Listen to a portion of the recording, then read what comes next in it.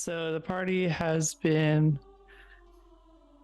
walking through Cormyr towards the town of Evening Star to deliver a very important item to Lady Asmura, an item which will destroy the purple dragon by the name of Thalgor, who has returned as a Dracolich. So they're trying to deliver this to Lady Asmura so they can start the process of stopping him. As they arrived, they sat in a meeting where Lady Asmura was addressing a lot of different nobles about being on the lookout for Thalgor and his return.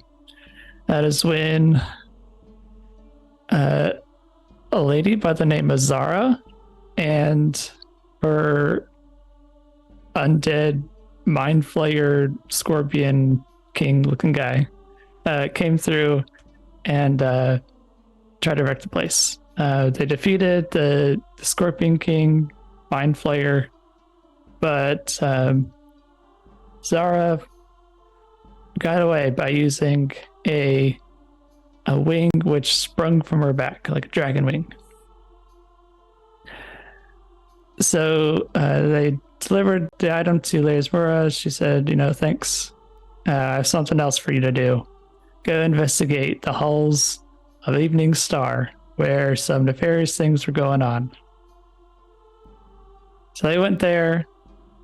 They found not a whole lot so far. They did find a goblin by the name of Dor, who decided he did not want to be a guard anymore.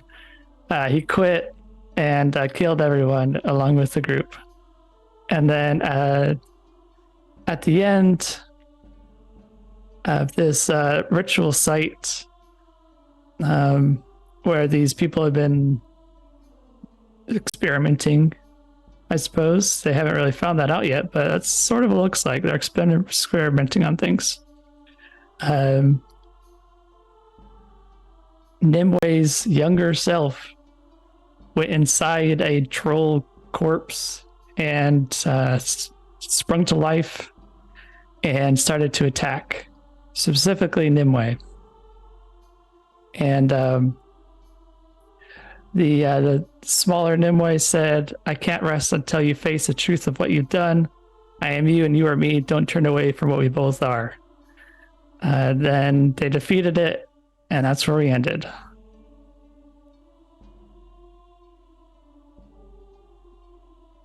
I'm not panicking. No. Nope. No. Nope. It's fine. It's fine. We're fine.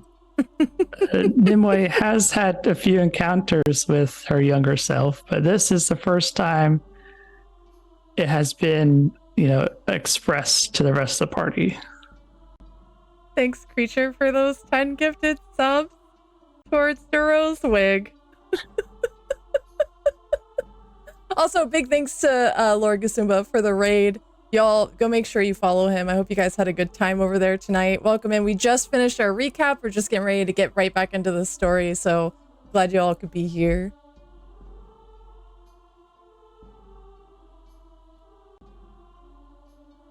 All right, so that's where we'll start.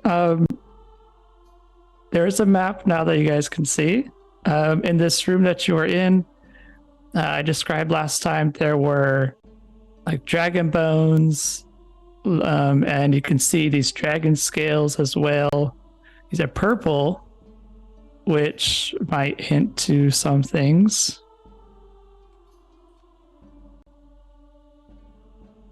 I wonder what. Oh, I wonder. Yeah. I have no idea. Kool-Aid? Maybe these guys were doing some pretty bad shit down here. Maybe they have something to do with some things that are happening around these parts.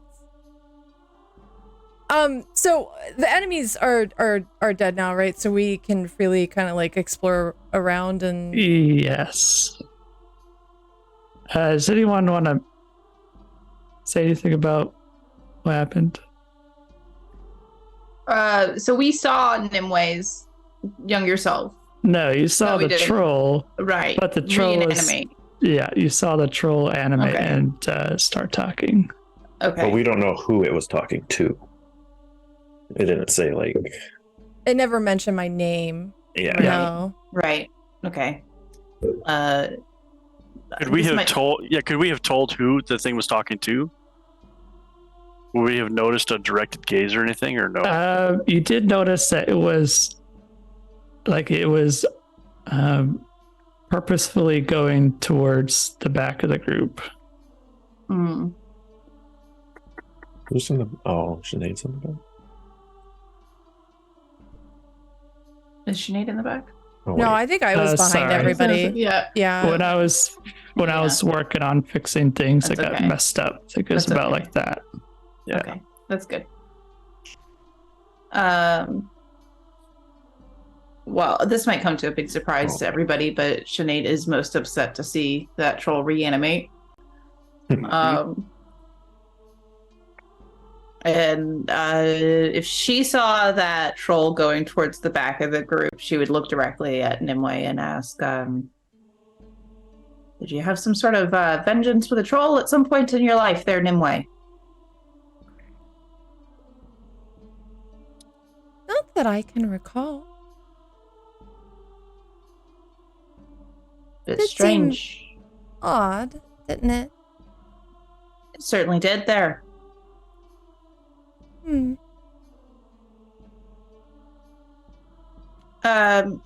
Duro, is there any way that I could do Eyes of the Grave? Not. Nope. Yes. I forget which one it is.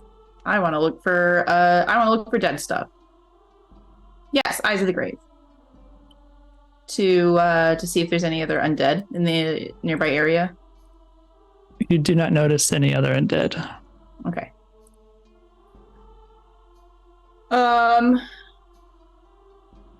And I guess Sinead's just gonna sort of move up and sort of look around. For anything that might indicate a clue as to anything further. Yeah, I would like to help her investigate as well, to see if there's any clues down here. I think Krigga would probably just swap places and come out of the room and go into the hallway and guard the hallway because he knows they're gonna be better lookers than him. Yeah, where are you at? Or are you down here by door? I was in the room. Okay. Yeah, I'd probably stay with Krigga. I have like my bow still out just in case something. Okay, so you look around the room. You don't see anything that you didn't notice before. So you'll see these purple dragon scales Right. and large dragon bones. Okay. So nothing But like there's sticks out to. not Sinead. here. No. Okay. I guess Sinead will look to the rest of the party and ask, should we look around somewhere else in this place? I think so, yes. We were tasked with a job. Yeah, so you were tasked to find out what's going on here. So you could bring back clues about not necessarily exactly what's happening, but know what possibly could be happening. Right. All right. In the first room that we were in, that we fought dudes in, I'd like to go back to that room and kind of investigate around and see if there's anything that I could just like tangible that I could bring back or. Okay, so in your hurried rush to stop Dwarf from alerting the guards that he's quitting, you did go by a sort of like a experimentation room or like a study. Yeah, I want to go there. Okay, let me pull you over there. Real quick while she does that, can I grab some of those scales? Yeah, grab the Okay. scales. Yeah, thank you. There you are. Can you see the whole room?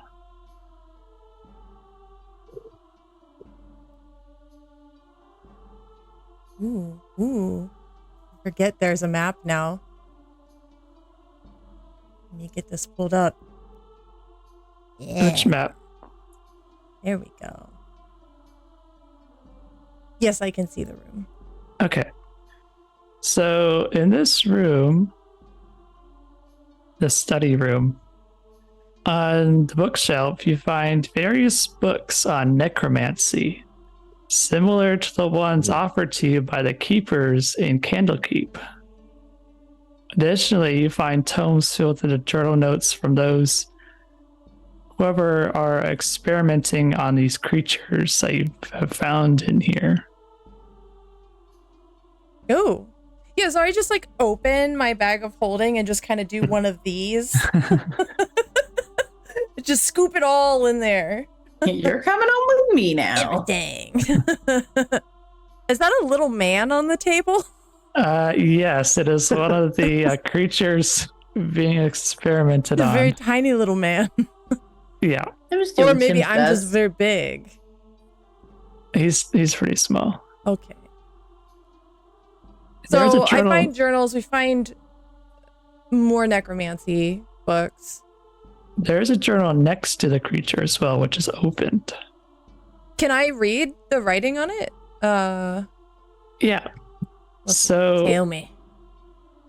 the journal is filled with the scrawls and diagrams of seemingly mad scientists documenting their relentless pursuit of knowledge and unwavering commitment to pushing the boundaries of life and death. Oh. The notes depict a combination of scientific observations, alchemical formula, and arcane symbols all woven together in an obsessive quest to create a new order of beings.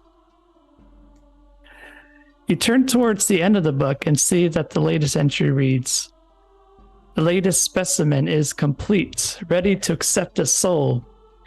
With this, we will demonstrate to Zara just what is possible. To think in the beginning, she needed to stabilize Thalgor's soul with her own. The next step will be to transfer Thalgor into his newly made body without damaging Zara. Further testing is required." Thalgor, that name sounds familiar. That's the dragon. Yeah, he's That's a the dragon. So they were trying to put Thalgor into Zara. So Like the spirit of this old black dragon, which became used one of the purple dragons, right? he is the purple dragon. He's the So purple dragon. yeah, so what they're saying is they had to combine Zara's soul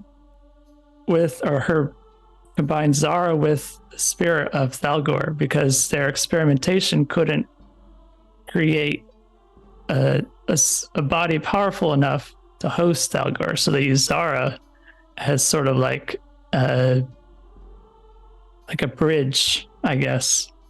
But now they are trying to separate the two. Okay. And that would make sense as to why she's so disfigured.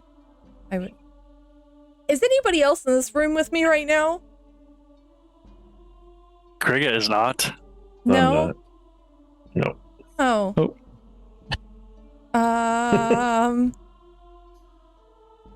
I use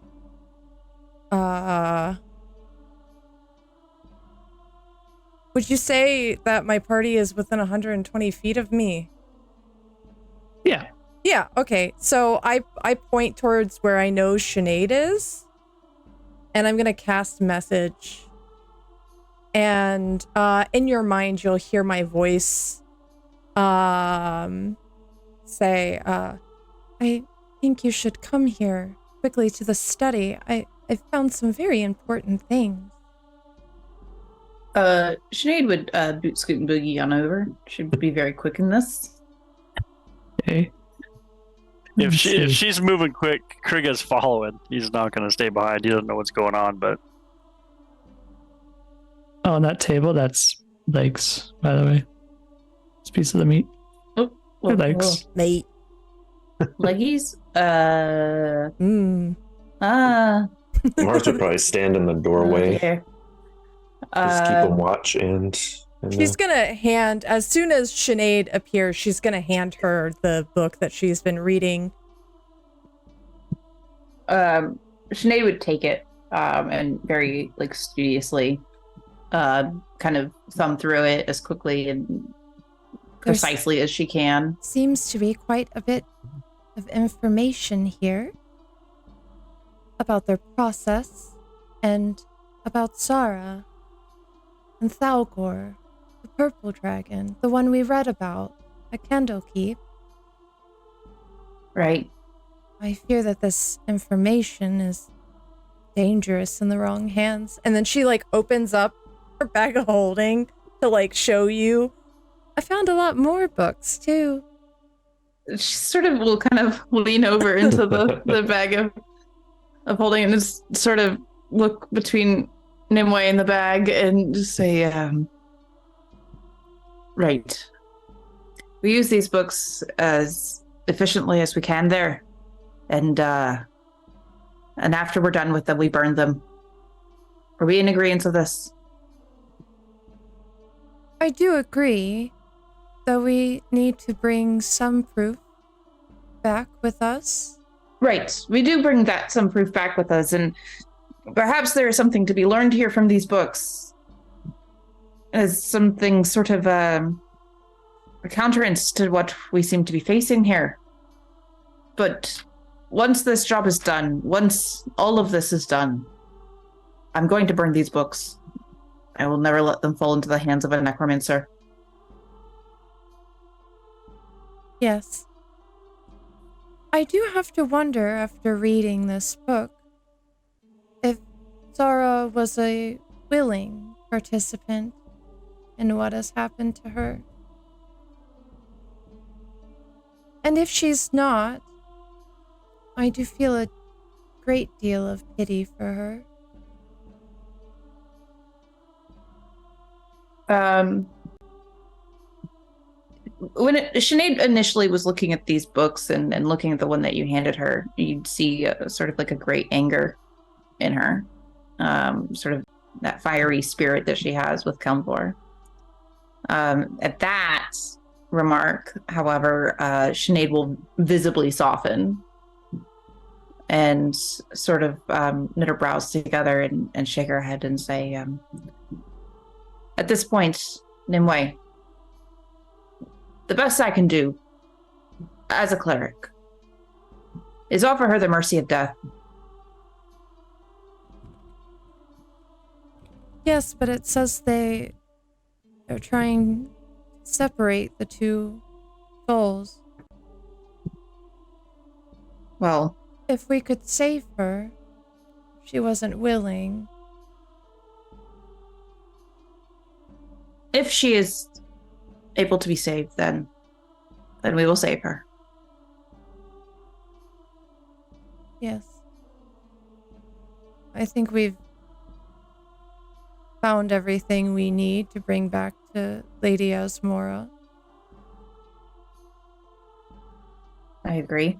And she's going to drop a couple of the scales that she picked up into the bag of holding. I put that in a journal for you guys to see. Awesome. Thank you. Let me go to whole players. There you go. Let me put it down in the story. There you go.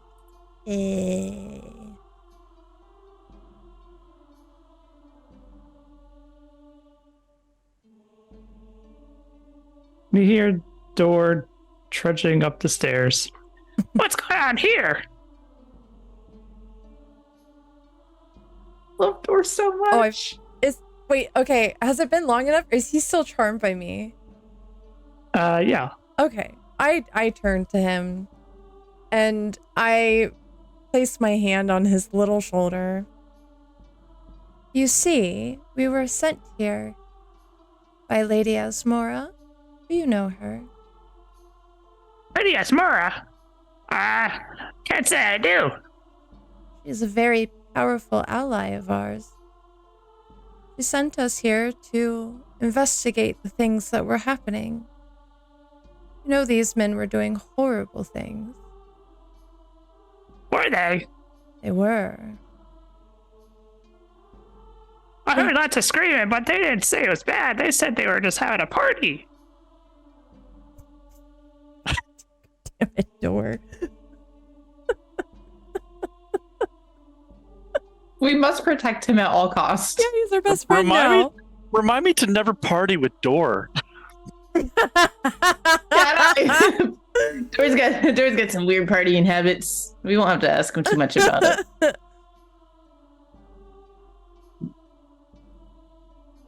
I know that you believe that you owe a great debt to me, Dor.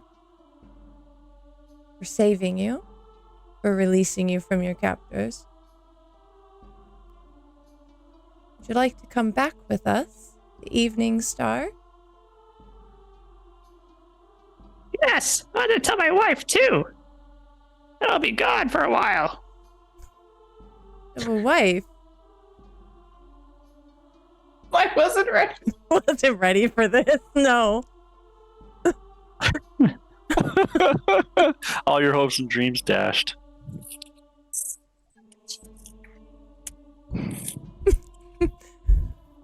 Tell me, Dor, do you also have children?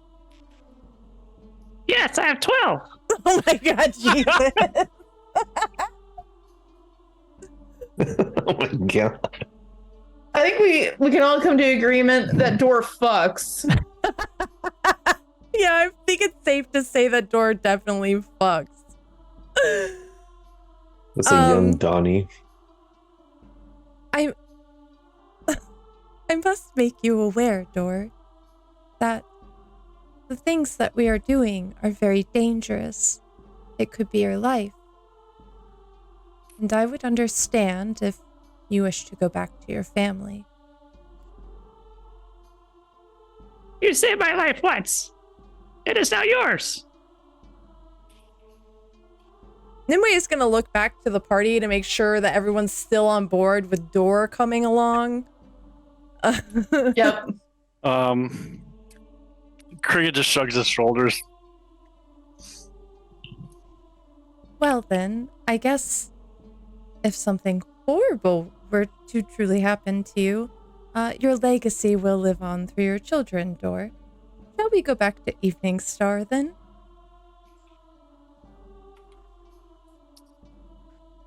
Let's go. God damn it. Did we take the carriage here?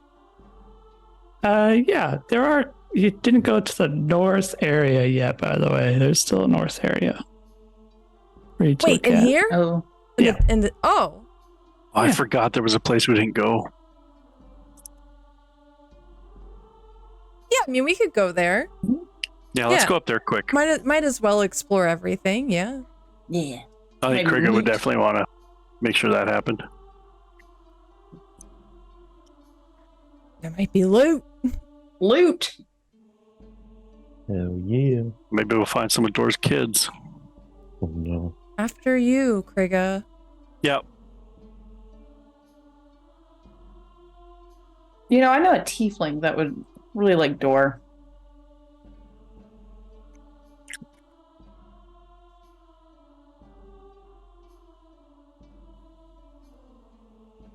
All right, so you guys can start heading up there. Going this way, Duro? Is this the right way? No, you gotta go this way. I'll drag you around. Yeah, that'd be No good, worries. because I don't remember the map I don't at see all. anything right now. So this is where you don't see Oh, anything? that's where we were. Okay. I do. Oh my god, my mouse is not being a mouse right now. You gotta go around. That's not an actual way to go through. I got you. He's doing his best. Yep. Thank you. Yeah, it's definitely time for a new mouse. All right. Okay, so up this way then, right? Yep. So you go north. You see there has been a break in the ceiling where wall has started to accumulate on the floor. There's that dead guy on your right that you saw. Okay. So you go around. There's a little rat. You can say hi to him.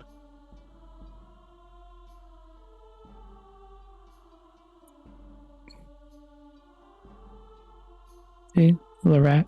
There he is. Ratman. Hi, rat.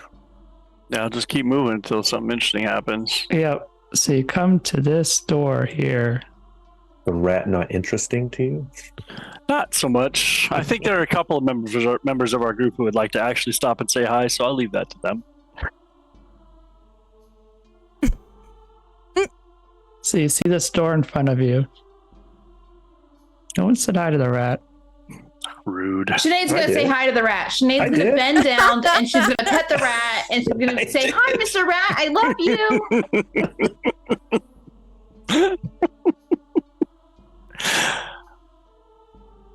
Krigga's gonna listen at the door. Did you hear anything on the other side of it? No, you did not hear anything on the other side. Well, he'll You just open the scurry of some rats. it. Yeah, he'll just open it up. There you go. Thanks. Roll 20 made it, so there's actual doors that can be opened. Cool. All right, are you guys looking around while you're doing this? Absolutely. Okay, Yeah, give me investigation rolls, please.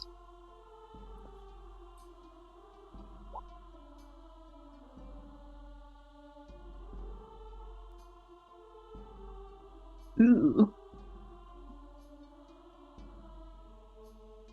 I also got a 13. That was Get a muted. 7. Do you want all of us to do it or just the people that are in the front? Everyone can if you're looking around as you're going through. Sure, why not? That's a natural 20. Is Dor gonna 24. roll? Marzander, as everyone goes through this door, you see something strange about this wall to the north, next to the door. It appears to be somewhat more decayed than the walls around it, as if it's not wholly a wall. Everybody, this wall looks in shambles a bit. Looks different. Can I like tap on it? Like, You tap on it, you find that it is hollow on the other side. no, it sounds hollow on the other side. Perhaps we should go through then, lad. Would you like to knock it down or shall I? Well, since Door's coming with us, should we have him try? The sacrificial lamb? You can like lift him by his ankles and throw him at the wall or something. No, I'm gonna turn. Door, can you make this into a door? Oh, I had a plan the jeez. whole time. You got it. And then Dor will rush up and break his body on the wall. Let's see if he does it. Dor's stat block. Let's see. It's got a strength of -1. He rolls an 18. He's gonna crash through Holy that shit. wall. He's motivated. He's gonna crash through that wall. We love Dor. Dor's the And- best. That's nothing but pure love for Nimue right there, crashing through that door. He has a wife. Yeah, it's a wife. Yeah, what if he wants a and second 12 wife? children. Nimbue's uninterested. You see him get up and dust himself off, and at the end of this small hallway, you see an old chest.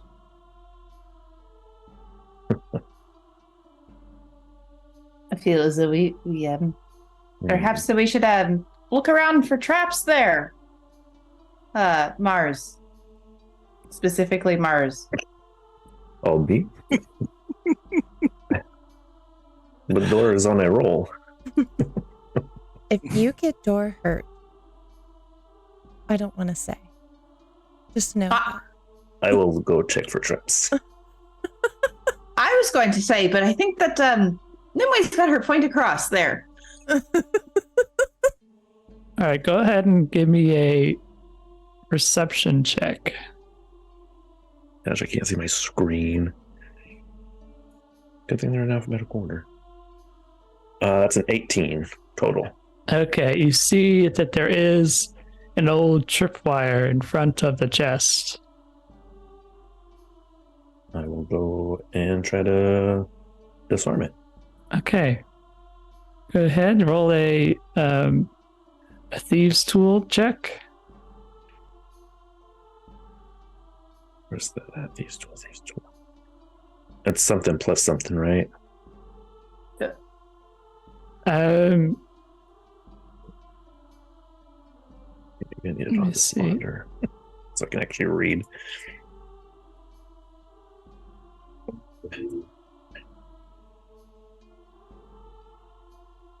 I have these tools. so you add your proficiency bonus to your dexterity check.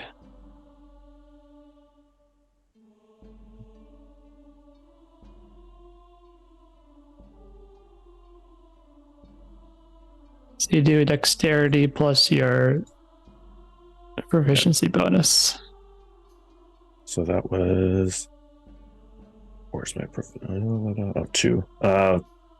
11.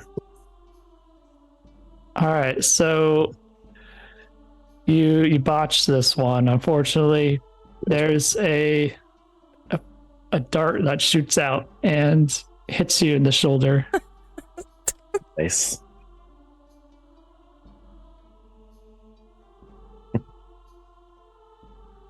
So you're gonna take 1 damage from the dart, and let's see, there's magical poison on this one. So you're gonna take 6 total damage. Actually, let me roll to see if it hits you first. Okay, it's gonna shoot out, but it's so old it just crashes down before it actually hits you. So I don't take anything. Yeah, you don't take anything. Lucky. So I did do it right. Good. You failed successfully, yes. Works for me. All right, but this looks like nothing else is there to stop you from opening this chest. I'll open it. Okay, so inside, let me see.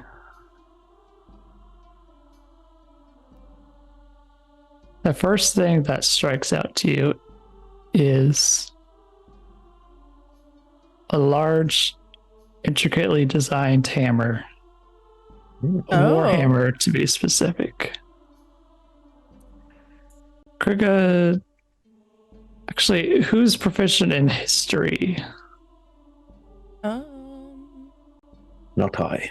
Or Krigga, you could also be proficient I'm not. I'm proficient. for this. So you two Cool. could roll What do you want me to roll? a history check.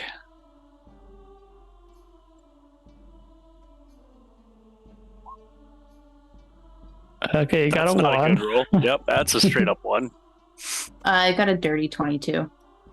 Okay, so you've because you're from this area of Cormyr, you know about this legendary blacksmith by the name of Kalthul, who sought to embody the unwavering strength and resilience of the dwarven race into his weapons. And this appears to be one of his weapons. I will I'll relay this over to Krigga and motion for Marzander to hand it over to him. I will hand it over. I imagine Krigga's suitably impressed and holding it rather reverently at the moment. Yes, you can see the runes which are etched into the hammer read about the strength of the earth and its might. Krigga is gonna look up with a little bit awe, which is unusual for him. Not much awes him these days, and ask the group, "Might I carry this for a bit?" Go for it. He's hefting it, getting a feel for it. He's really enthralled with it. All right, so this hammer will be a +1 to your attack damage and rolls, and you can turn your skin as hard as stone for 10 minutes. So you'll gain resistance to non-magical bludgeoning, piercing, and slashing damage. Wow. That's pretty sweet. Yeah, it's in your journal if you want to see it under the magic items tab. Yeah, cool. Thank you. Also within that chest is 1,200 gold and several gems. Like 3? There are 5 gems. 5. 5 small gems. 1,200 gold, 3 small gems. All right. I will pick those up. Is that everything that's in there? That is everything. All right. I'll walk out. I'll say, I'll ask Nimue to come over with the bag, and I'll tell everybody that I got 1,200 and the 5 gems. Yeah, are you just putting them into the bag? The gems, yeah, and Okay. then probably split up the money. That's 300 apiece. Mm-hmm. Math. Okay, yeah, I'll put the gems in the bag, and then are they any specific kind of gems, Duro? They're an assortment. You could roll a. I don't know what kind of check it would be. I'm just gonna sell them at town or something. Okay. Unless anyone needs them. I'll just inform the party that whenever we get to a place to sell things, we can sell these and divvy up the gold. I think I'm also holding some of the party gold too. Already. Possibly. I don't know. Actually, you know what? I'm gonna give Dora 100 of that. 100 of mine. Wow. Holy shit. It sure is a lot. I only got one of these gold pieces a week. Well, since you're part of the party now, we each get equal shares. Even though that wasn't equal, but It was equal enough for him. Got him.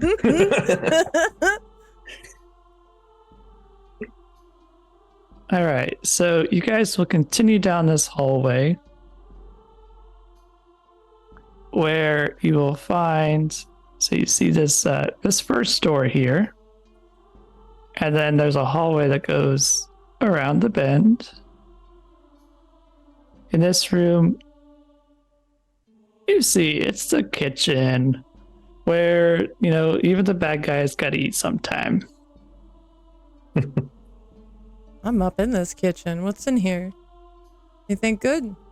You see, some. There's a kitty. Yeah, there's a kitty in there. oh no. It's just sleeping. I bet it. Don't forget to say hi to it.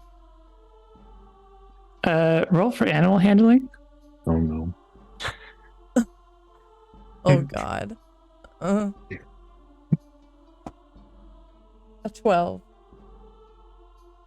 Okay, so you wake up the cat and it starts nudging its nose on your hand.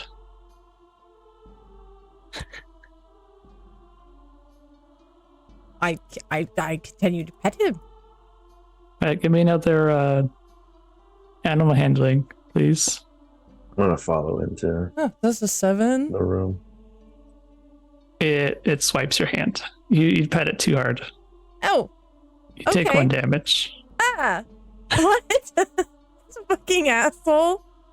I hiss at the cat and move away from it. Can I hear a hiss in her creepy little voice, please? Oh no. I desire to hear this as well.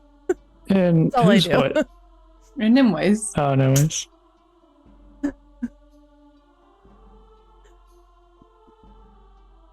All right, so the cat's gonna go back to sleep.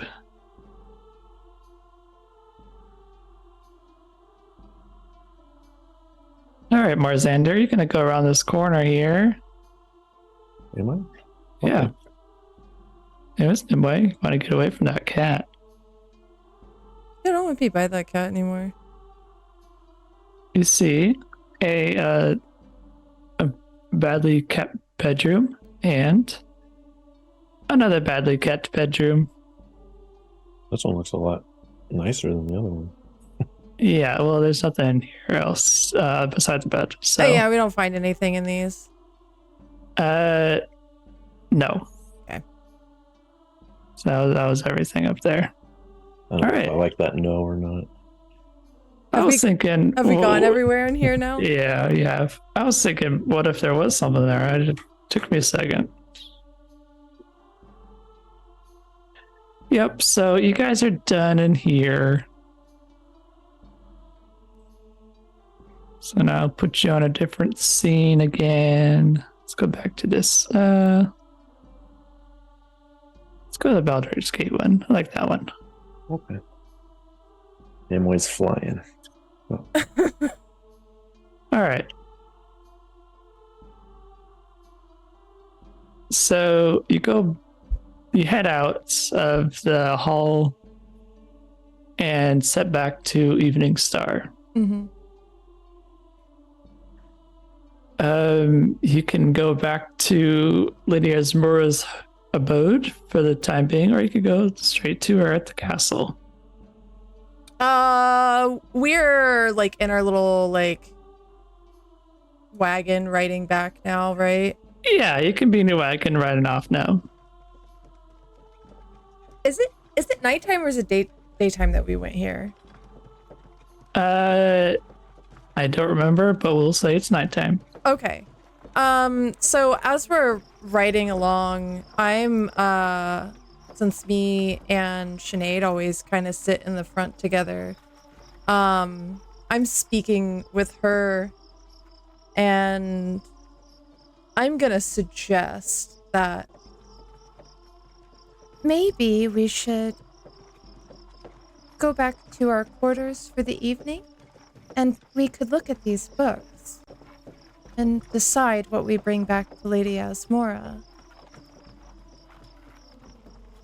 Sinead sort of straightens her back a little bit and says, right then, that's a fair plan. I suppose you wouldn't be too keen on maybe sorting through what we find is most pertinent for Lady Asmara, and then I will throw the rest into the fire. I don't see anything particularly wrong with this, though I do believe we should look through all the books. Certainly. Just for our own knowledge. I agree with this. This is fair. This is a good plan there, Nimue. Very well then. Okay. So the 5 of you, including Dor, who's passed out in the back, head back to Lady Asmura's home, where you have, or you're allowed to stay for as long as you're here. You head up to your rooms. I guess Nimue and Sinead would stay up together to read through everything. Yeah. And Krigga and Marzander. Krigga's gonna go obsess about his new hammer.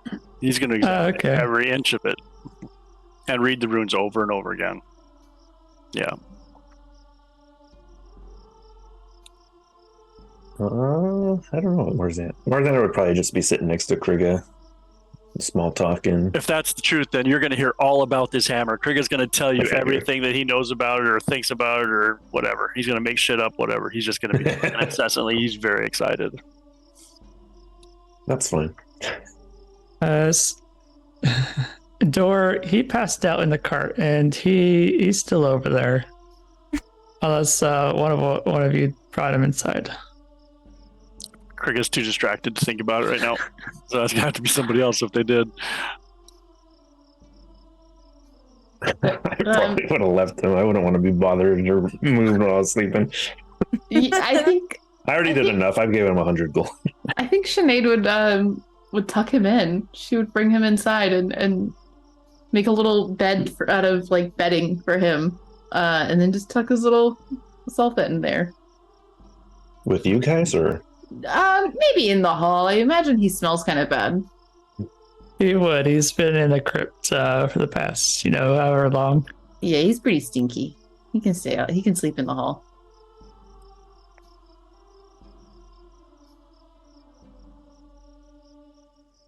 All right, so you two, Nimue and Sinead, you go through these books.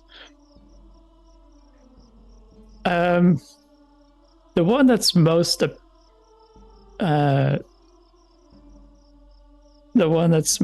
relevant to what you're looking for is that journal that you found. The other books are just books about necromancy in general.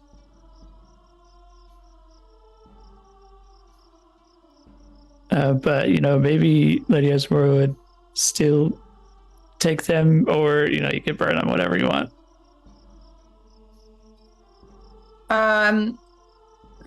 For any books that aren't necessarily like pertinent to Lady Esmora, Sinead would throw into one pile, which is her burn pile. Basically anything that wouldn't have any like clues to what's going on. So I'd assume anything that's not a journal, because we already like have read through the other necromancy book while we were at Candlekeep. So we would know like the majority of what's already in those books. So I think anything that was like a journal that had specifics about what was going on or things that they were doing are probably things we would keep.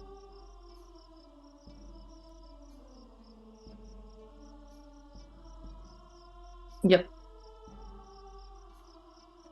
Okay, let me see. Let me think of if there's anything else you'd find interesting in these books. What's that guy's name? George.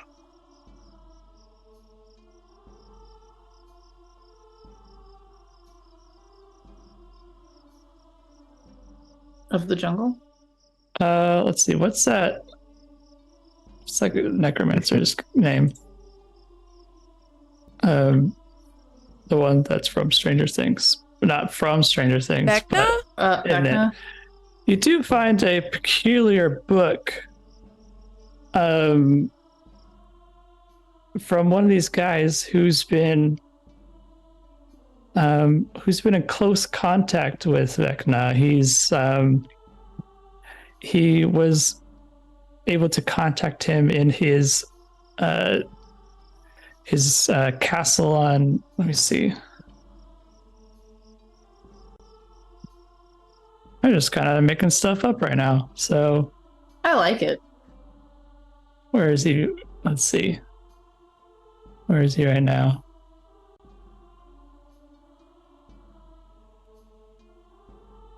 Anyone know where Vecna is? He's out there somewhere. This guy, he contacted Vecna, trying to figure out what he should do in regard to Thalgor. And Vecna's, he's like, hey, I'll help you out if you help me out, sort of thing. And Vecna, or the guy gave him Vecna. The guy gave his location to Vecna, and Vecna said he will try to meet with him one day. Yeah. Would Sinead know who Vecna is? I would imagine, yeah. Make a roll for it, please. Okay, of course, make a roll for it. A history check. It's a 1 on the die. Oh, You have no idea who Vecna is. You've not even heard that name before. Okay. Sinead's moving on from the Vecna situation. Let's see if Nimue knows who he is. This will determine if you even care about what's happening. So, You want me to roll history? yeah, roll a history. See if you know who Vecna is. I'm gonna go ahead and use one of my advantages. Okay. Glad I used that. Wow, yeah, very glad. That's a 19. Okay, so you absolutely know who this Vecna guy is, the sort of the king of necromancy. And no, you don't want this guy coming here, so do what you want with that information. Yeah, I'm definitely gonna let Sinead know who Vecna is. I'm assuming I would also know that he's a lich. Yeah. Yeah, he's bad news bears. Yeah, I definitely relay this information to Sinead. And I'm kind of like, as I'm telling you this, you can see that I'm like fairly surprised that the girl who hates all undead and is sworn to commit serious crimes on the undead has no idea who Vecna is. He's sheltered.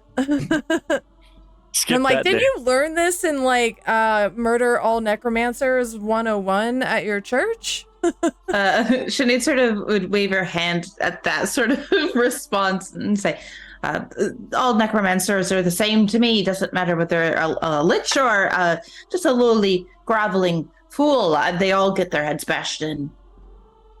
Well, I would say that Vecna's quite an important one.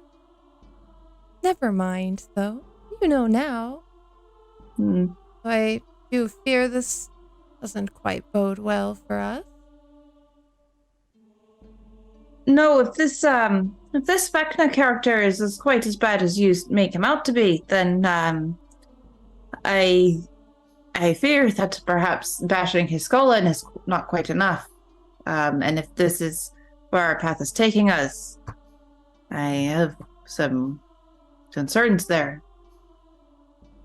Yes, I would say we should be concerned. Oh, go ahead. I say we have quite a bit of information to bring back to Lady Asmora. I agree there. And Sinead will start gathering up her books to burn. And say, should we sleep for tonight and bring this to her in the morning? Yes, I believe so. We need our rest. An eventful evening. Indeed it has. And there's more work to be done in the name of Kelmvor. And Sinead, with that, is going to start throwing books into her hearth. Burn it all. Yes. Nimue is going to go ahead and go to her room, which is wherever Mars is, and crawl into bed and go to sleep. Okay.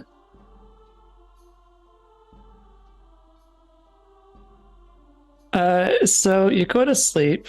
Could you remind me where you tucked in door, please? hallway. Hallway. Okay. So you wake up to the sound of loud crashing noises coming from the hallway. Oh, no. Metal being thrown about, wood crashing, that sort of thing. I think the charm spell's over. Yeah. I think so. I think so.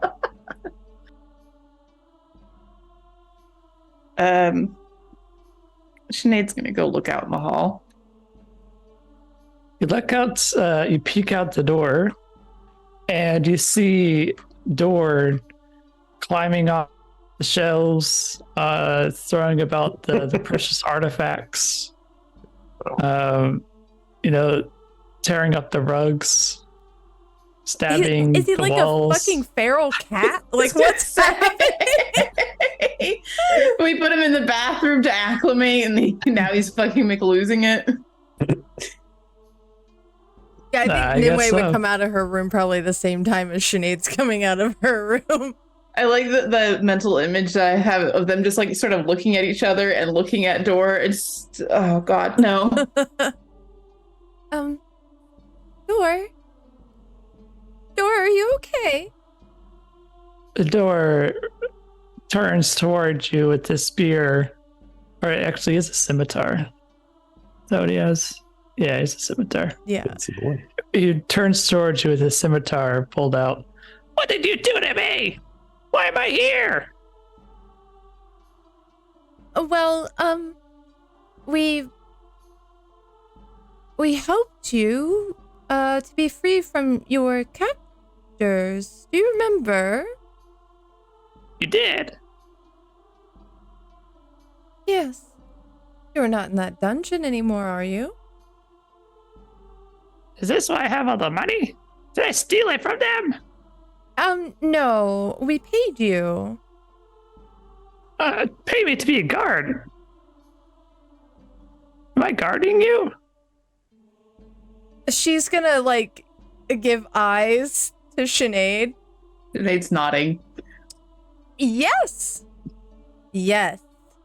Yes. Yes, we found you down there with those horrible men. And we offered you more money. That's why you have so much. Dora will pull out the pouch of gold and get a handful and toss it in the air and begin to roll around on the floor. Love him. I see. Is it morning or is this all happening in like the middle of the night? It's morning. Oh, okay.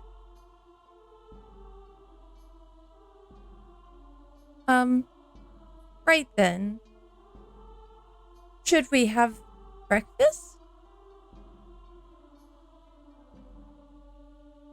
Breakfast? I've only had moldy bread for weeks. Is that smell? No, that's dead rat I keep in my pocket. It's good luck. Oh.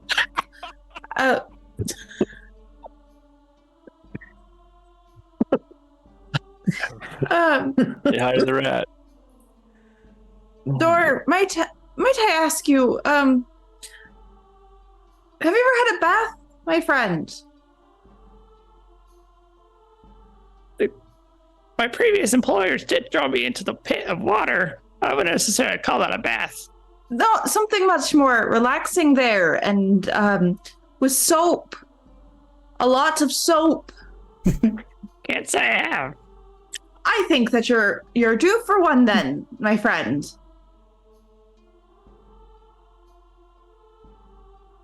Well, are you gonna help me? With the bath.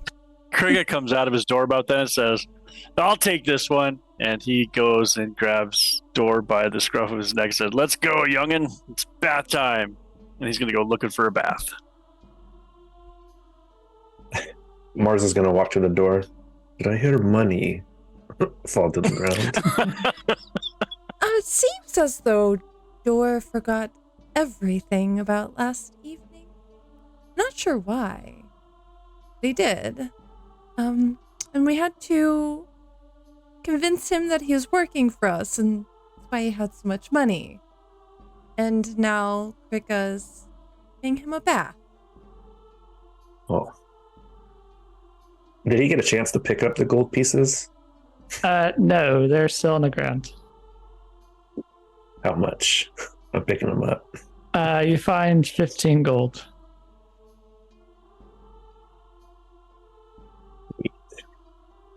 Sinead's gonna start tidying the hall as best she can. Damn it. It's our new best friend. His name is Dor. You see Ardusk, Lady Asmore's butler, appear up the stairs. Is everything all right? Yes. Our new companion has horrible night terrors, and he was startled and frightened, and but everything is fine now. Yes, we're very sorry for all of your things. So sorry, so very sorry. It's quite all right. We will be able to repair those. Now, if you will join me down in the kitchen, we have breakfast made for you. Wonderful. Mars, Lovely. are you hungry? And that is such a silly question. You know I'm hungry. Yeah, it was a rhetorical question, Mars. Come on.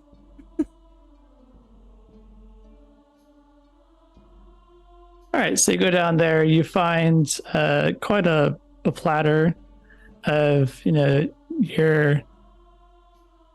got your sausage, you got your eggs, you got the bread, you got your oats, everything you need for a healthy breakfast. You got your fruit as well.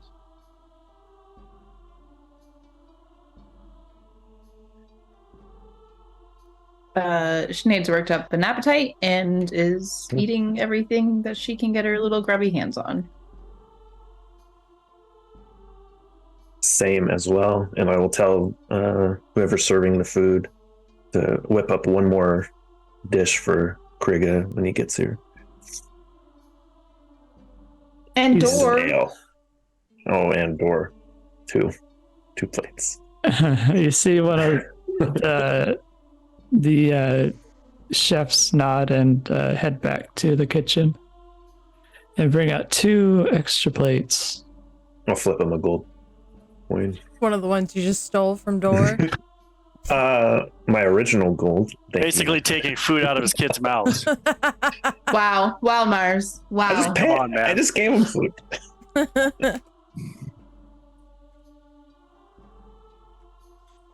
Did we find the bathing place okay? Yes, outside you found a water trough for the animals. All right. I'm just going to tell him to strip and get in. All right, so you see Dor jump in and start to roll around in the water. Good Lord. There's no soap here, I'm assuming. I'm just going to is there some gravel or something I can give him to help him scrape his dirty ass off? There's some hay nearby. Yeah, I'll do that. No, scrub hard, little man. All right. After a while, you get Dorel squeaky clean, and he jumps out. All right. You do notice that his clothes are rather ragged. Yeah, I think on the way back in, I'm going to stop by the room to my pack and pull out a spare set of clothes and make him wear my spare set of clothes. It's not going to fit him, but it's not going to be as bad as Mars's would be. And I'm going to make him leave the dead rat behind. I'll find him another good luck charm. You don't think he can fit into 7'8" or whatever? 6'8", whatever. Well, he'll fit in it too well, I think. He'll fit in it too well. Maybe if he needs a tent. We'll just tie a rope around his waist to hold the pants up or whatever for his less girth than Krigga has. But Krigga also, when we're doing this whole process, he wants to impress upon him that he got hired as a guard, but the most important person to guard is Sinead. So he wants to just not really come right out and just hammer that. He just wants to, like, off the cuff mention that about 15 times. Definitely not hammering that one in. Yeah, well, he thinks he's subtle. He's really not. That's my dad. And hopefully we'll get to breakfast before it gets cold. Dor will, after he's heard it a few times, he will stand at attention and salute you. All right. Cool. Krigga will give him a little thing back. I don't know, something. I Good love work, young doors man. so much. Let's go get you some clothes and some breakfast. Okay. We just have a feral child with us now. Look at him. He's our boy. He's our beautiful baby boy. Oh, God. You say protect Sinead, but we all have to protect Dor at all costs now. Yes. Well, he's essentially the cult grandkid now, so I love him. The golden child. yeah. All right, so we'll meet up with everybody else in the breakfast room. Okay, so you meet everyone. Dor will sit at his chair and begin scarfing the food down.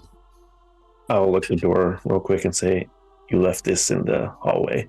And I'll give him 10 gold. My gold! That's where I left it. Can Dor count? That's a good point. Let me see. What's his intelligence?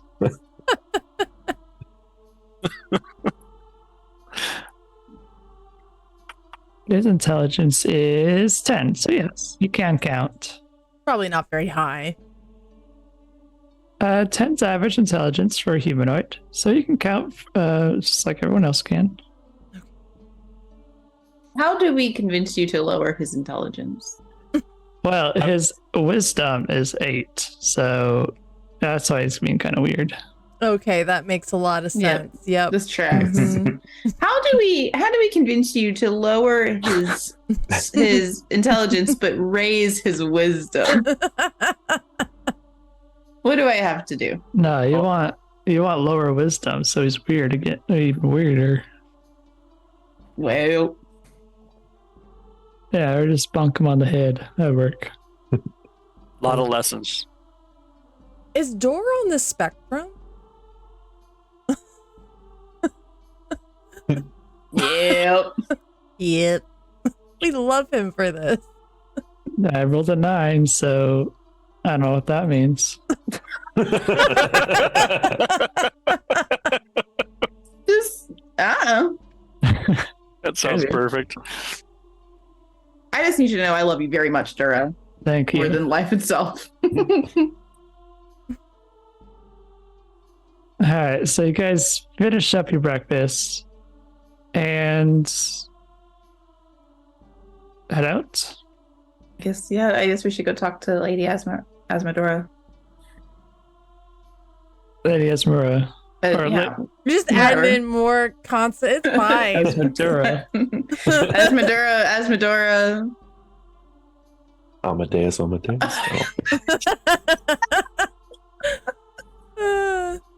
Oh, goodness.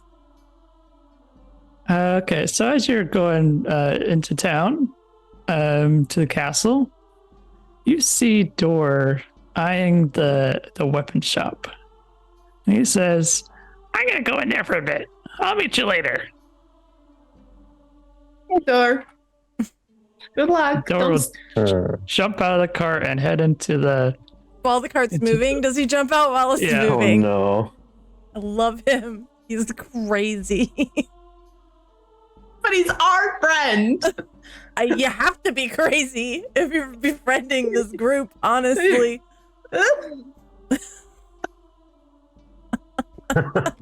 Blood. Exactly. I know that. Listen, can we find somebody who can make him a gun? Oh, no. Is there a local artificer? Yeah. Well, Build Dor a weapon. You do have that little brain. You know, someone's out there who's pretty smart. It's The true. automaton brain. We could get that fucking thing working. Yeah. Maybe he knows how to make a gun. Who knows? Or what's the D&D version of an AK? No. Maybe Okay. like a wand of magic missile. Yeah. Yeah. It's good thinking on the fly there, Duro. Thanks. All right, so you make it into the castle, and you're waved through by the guards. You see Lady Esmore at her throne, just sitting there, not really do anything as you would expect from a queen, or not really a queen, a lady. You know, just ready to meet whoever walks in.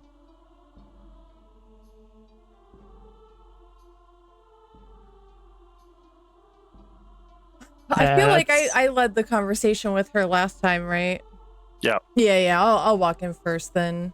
I have the books in my bag of holding. And I'm gonna approach her. Lady Asmora, I believe we have what you're looking for. You returned so soon. Hopefully you have enough information for me. I believe we do. She's going to pull out the journal and hand it over to her. Seems as though there were necromancers in that dungeon, experimenting. You can Lady read everything there. Lady Esmora will sort of shuffle through, glancing at what she sees. This is quite interesting. It appears that Thalgor has not returned fully. There might be a chance for us to stop him. Once again, you have shown your resourcefulness. This information will be provided to Lord Commander Demberon of the Purple Knights in Highhorn Hold. You are doing this kingdom a great service. I will send a message to Ardusk to pick out special items from my collection as a reward for your efforts. Until I can sort through this information, you have provided. I am no longer in need of your service. I will send a courier should things change. Should you discover Zara's whereabouts, or that of her nefarious doings, send word to the Purple Dragons immediately. We will. And we may stay here in the meantime. Yes, you may stay in my home until you are ready. We appreciate your hospitality, Lady Asmora. I have one question before we go. Yes? What do you know of Zara? I do not know all that much of Zara. I've only learned about her from the Purple Dragons.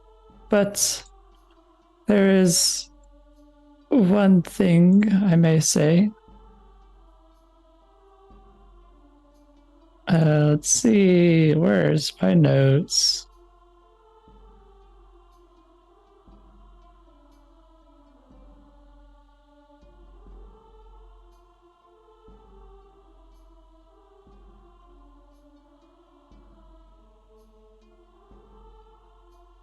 I know that of her true name. Zara is that which she prefers to be called. But at a time, she was known as Adeline Ironfist.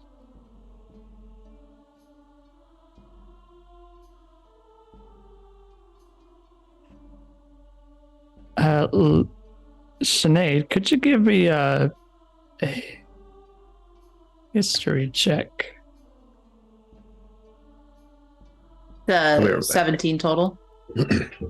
Okay, so way back in Baldur's Gate, you remember reading about the man who, during the preparing of the services for that man who died and arose back, I guess, saying that things were not complete, right? Right.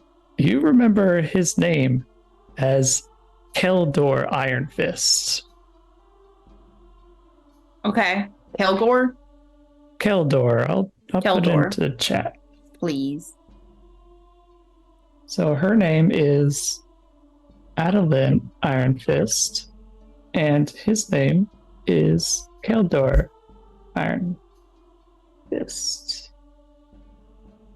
There you go. Thank you.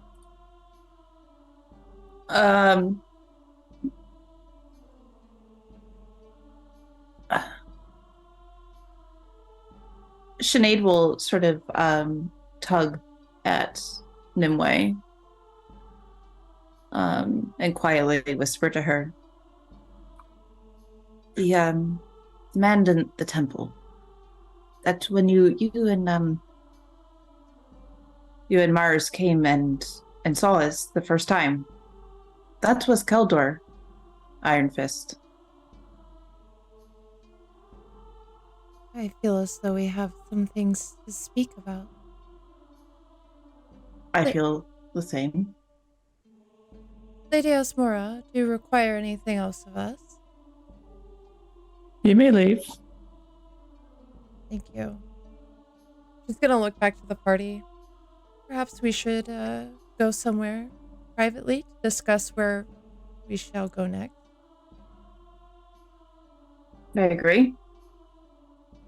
Perhaps somewhere with drink. I doubly agree. Yeah, Krigga starts walking quicker. Yeah, I assume there's some sort of like inn or bar, tavern situation here where we can go find a quiet little corner to take over. Yes, let me see.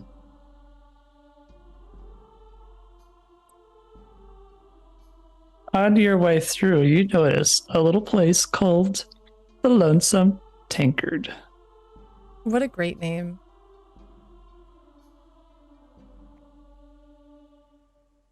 Is there any way that I would have been able to keep eyes on the door? I could have sent Merlin after him. That's true.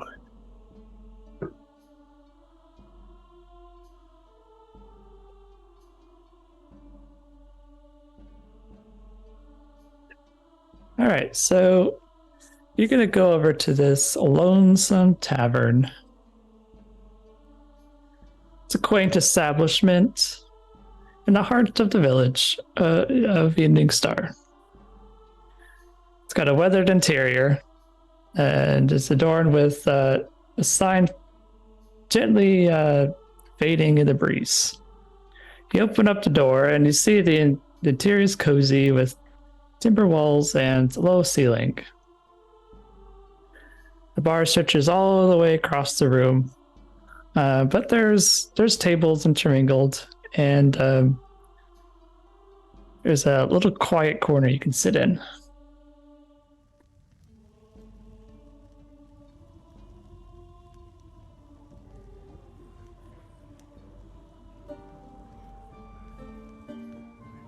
So you guys will head to that corner Mm-hmm. Yep. and yeah, do your thing.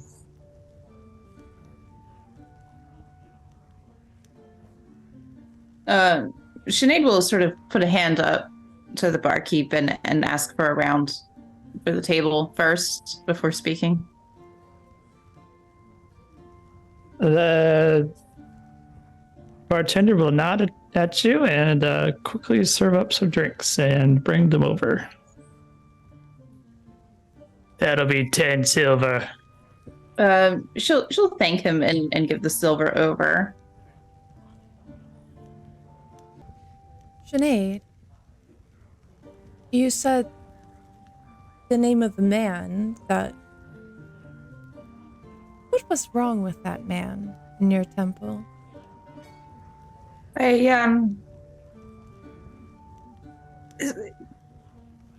Processing the dead is a strange and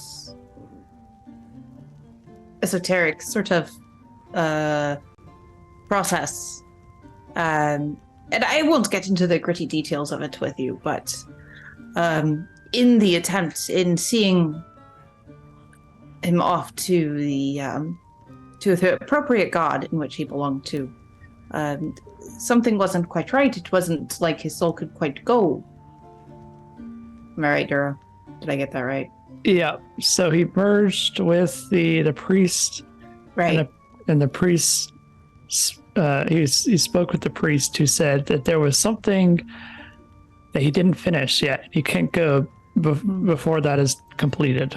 Right. So Sinead will be like that and say, I do believe that it is in sort of in line in what we are doing here. That we might go speak with that priest at Skullcrag.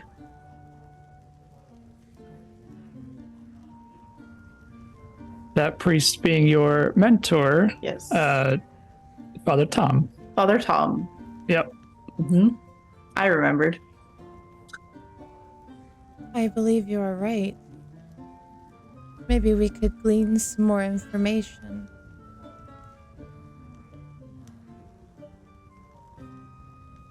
Discover his relation to Zara. And to be quite honest with you, after that situation, I have been quite worried about Father Tom. So it would be good to sit eyes on him and see that he hasn't been overtaken by whatever we are here to face. That's a pretty big journey back for us, right, Guro? Because that's in Baldur's Gate. No, you are going to Skullcrag, which, if you pull up your map, Cormyr. I'll hold it for you. There you go. So you are... I don't think I can show you. So just below the Eastern Stormhorns is Evening Star. Right Okay, in the middle, yeah. And then to the west, in the middle of the Stormhorns, you'll see Skullcrag on the left side of the Stormhorns. It's about in the middle on that side. You see that?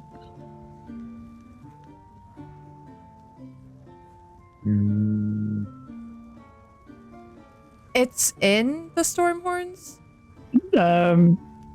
It's just to the left in the middle. Oh, I see it. Yeah. Yeah, so left in the middle Okay. of the Stormhorns. That is where Skullcrag is. That is where Father Tom is. Okay. Yeah, that's not too terrible of a hike. Yep. I mean, we have horses and a cart now because we're good at talking ourselves into things, apparently. Mm-hmm. And we got Door. And we got Yeah, you got Door. Door. Yeah. So you can just, as you can see, there's two different paths you can take. Well, technically, you only know about one. That is, I assume we'd be taking the main road. well, there may be someone in here who knows an alternate route. Hello. Yeah, I would assume both of us, both Sinead and Krigga, would probably be pretty familiar with that area, especially the Yeah. mountain part for Krigga. Yeah. So, well, do you remember what I told you before? Yeah, obviously not. Nope. Sure don't. I would love a refresher, Duro. I would love that Okay. a lot. Hold on. So Sinead knows about an alternate route Yep. through the Stormhorns. Yes. And Sinead will tell the party that she knows this alternate route. Sinead now remembers.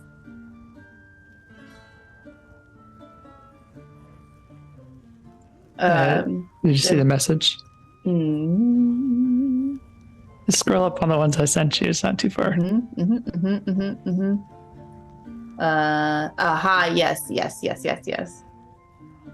There you go. Uh-huh.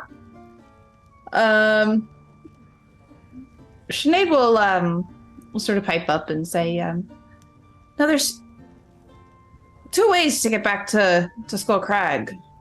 If we take the road along the forest, it would be safer, but it does take much longer.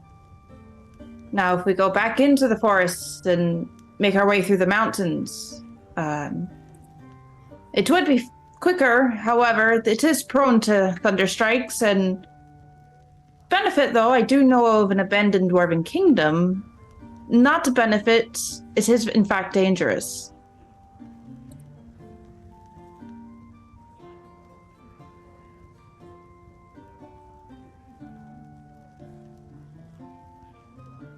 So, I support the fact that we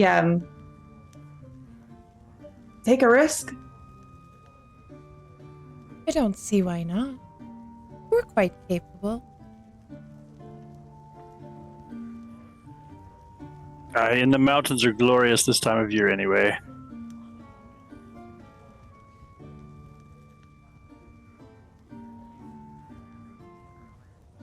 Marzander? I will follow wherever we go. And that is the moment you hear a crash No. in front of the door. Anyway, Our feral child, he's returned. Our beautiful boy! You see the once meager dwarf step through the door, now clad in studded leather and a hefty shield on his back. Hmm. You hear the clank of his boots across the wooden floor. oh no. He Oh, just good spend like kill him, every Lord. bit of that gold and just like get decked out. Yeah. I am so stoked for him. What kind of weapons did he choose? You see a scimitar at his side and a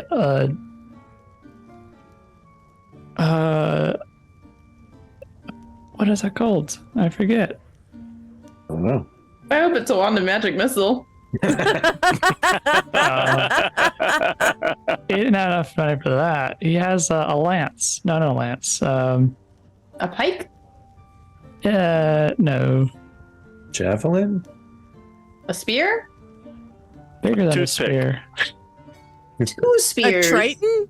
A halberd. He has a halberd. Oh my Ooh. god. How is he even Wow. he's so little? He's got reach, baby. Oh my god. A He can halberd. reach like 3 times his size now. It's Wait, horrifying. for context, how tall is Door?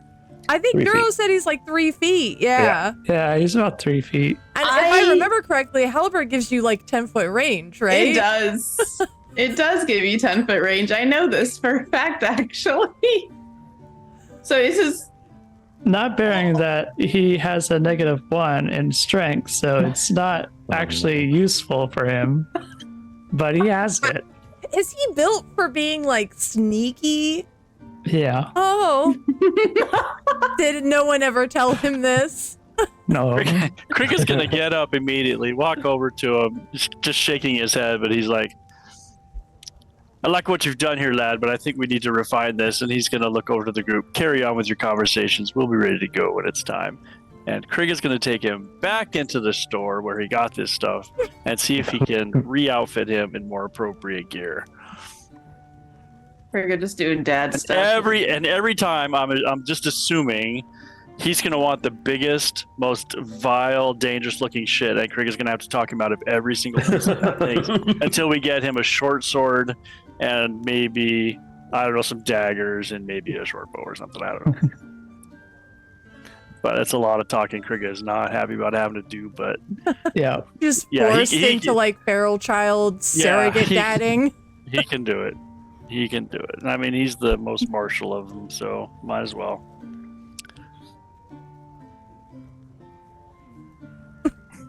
But I love him so much. At the same time, he's going to say, you know, how proud of him he was for, you know, doing all that on his own and trying to pump up his little ego.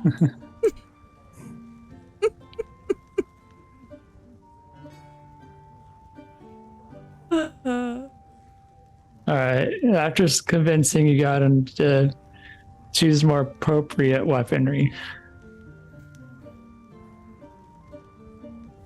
All right. Is there anything else you guys wanted to talk about while here? I feel like we pretty much ironed out our next step. I think that's like the smartest thing, to figure out more about this Zara character. Seems pretty important. Although Sinead will, in fact, gush over how smart and cool and interesting Father Tom is. Yeah. He taught you. And how much she loves him, but not as much as she loves Krigga, but she won't say that part out loud.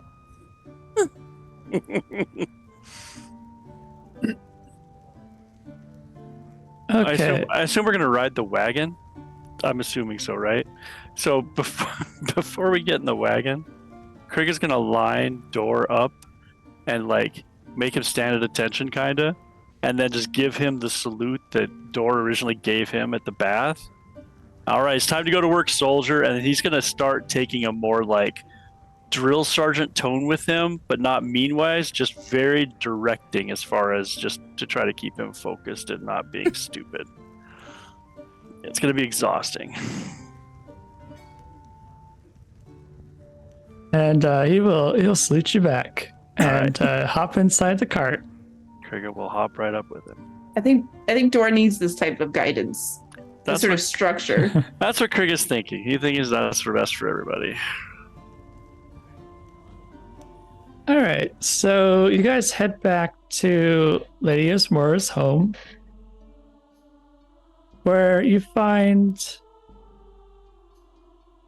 Ardusk patiently waiting for you. In front of him is a table with a cloth over it. You guys step through the door, you see him there. As requested, here are some of Lady Osmora's finest artifacts. And he will grab the far end of the cloth and pull it over. What is it? You see 4 items.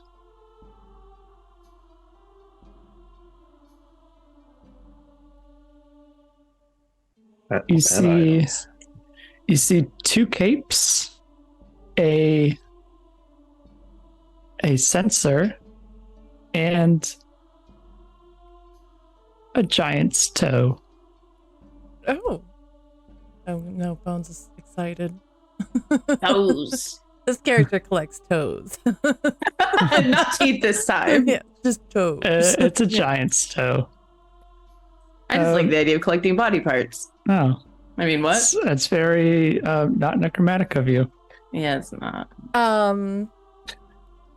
Nimue is gonna look up to him and say, do you know what these items do? Yes, I do. He points to the first cape. This cape has special properties, allowing anyone to, in a flash, move to any location that they have seen. Within certain distances, of course. The next is a cape which allows the wearer to act that of a bat at certain moments. The censor is only for the most devoted of their religious sect, and will heal those who are nearby. And the toe gives you the strength of a hill giant.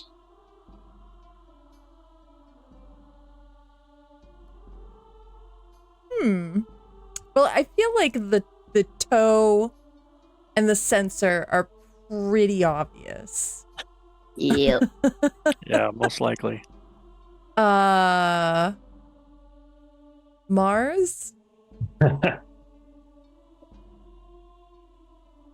Yes. What are you leaning towards? I How don't know. far is the distance on that cape that allows you to travel? So its name of the cape is the Cape of the Mountebank, which allows you to basically cast Dimension Door, so you can move That's up 500 to feet. let's see, 500 feet. Yep, of anywhere that you tell it where you want to go. But if you know where you're going, then it's basically anywhere you want. Does it actually cast Dimension Door, or is it just for the person wearing the cloak? Because Dimension Door, you can move more than one person through. Mhm. It says while wearing it, you can use it to cast Dimension Door as an action. That's Oh. pretty sweet. I My can't character remember in my how other many game has people that you can get through Dimension Door.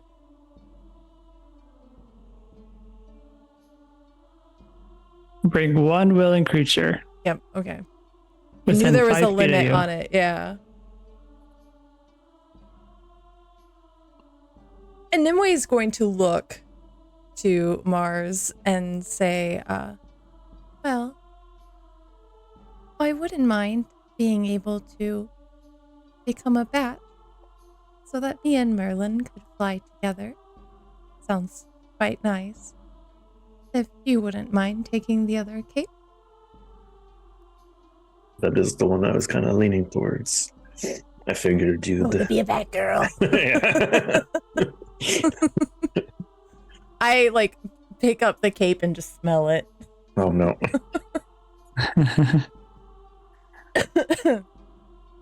All right, so I'm gonna put each of these into your. What color is this cape that I have? Let me see.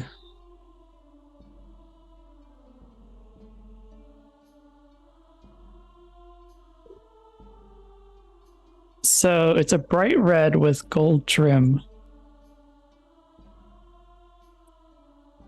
Is it all like one solid color, like inside and outside's red with the gold trim, or? Here,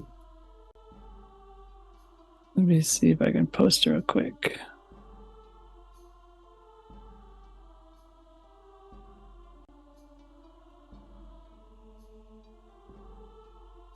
Figured it was Yeah. gonna be Yeah, colored. let me Hoping it was gonna be a dull color.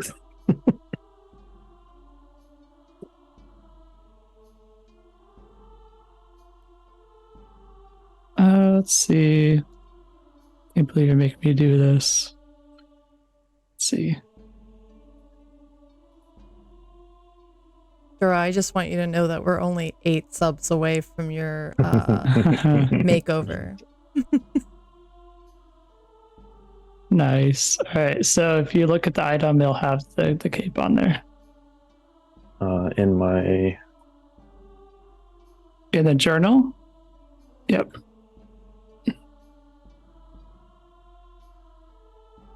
let's see. Okay. I Let's can see. work with that, I guess, yeah. Oh, my cape is so cool looking. Number 1 goth princess. Let me see if I can add all of them real quick. I forgot to do that.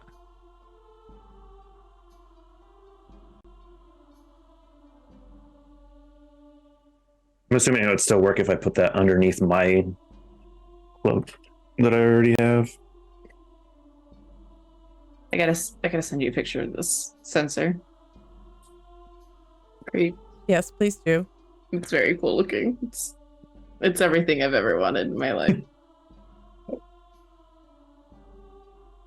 Unfortunately, there isn't a picture of the giant toe, so you have to imagine that. Unfortunately, Krigga. Oh, I got it. It's a giant toe with a rune on it.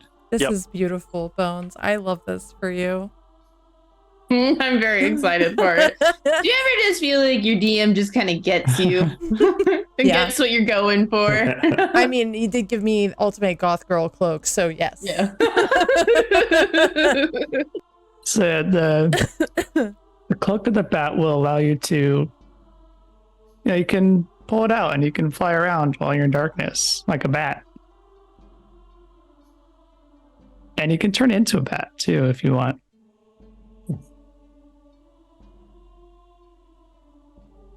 All right. So you pick out your items, and Ardask will say, I hope these are to your liking.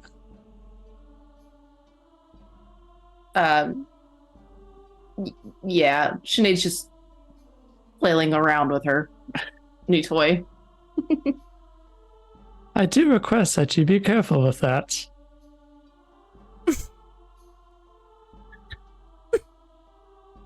I will be.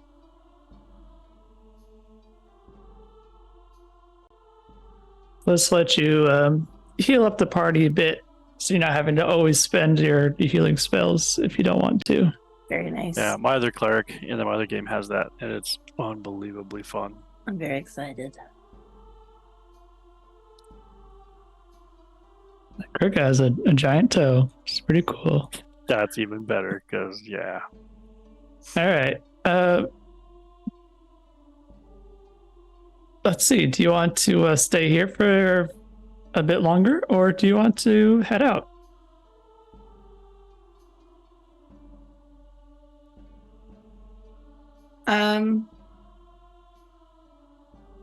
I'm pretty much ready. Yeah, I was gonna say, I think Sinead's ready to go. Krigga's not needing a rest or anything. Okay.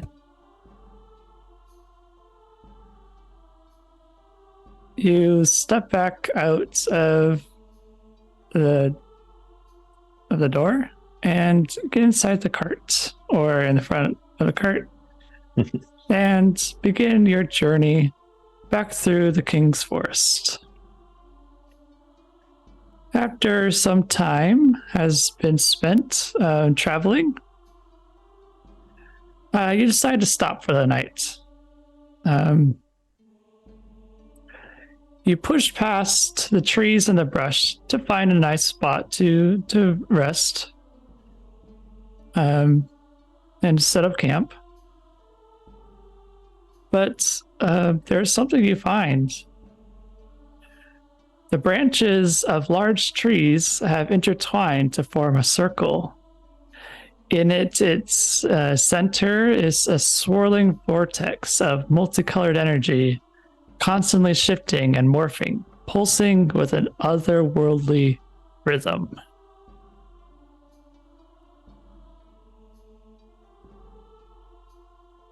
Oh. Okay.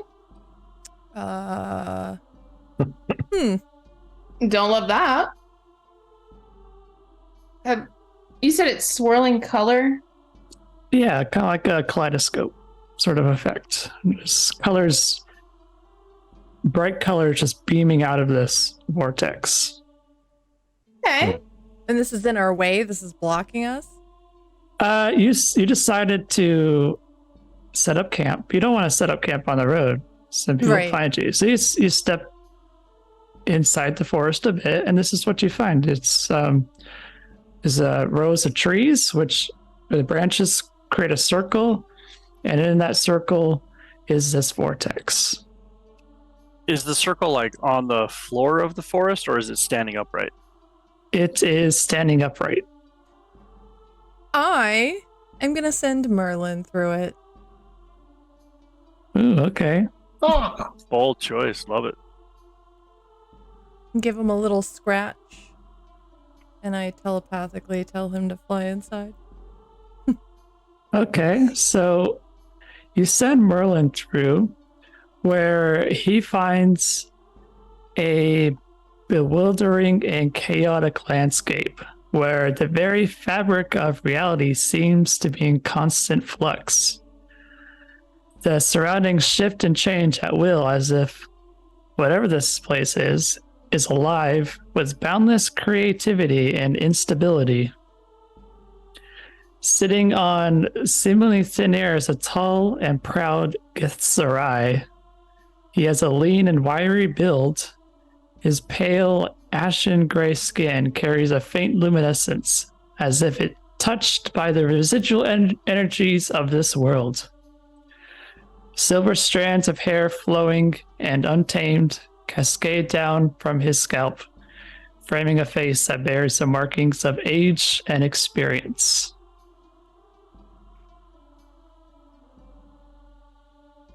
Can I see all of this through Merlin?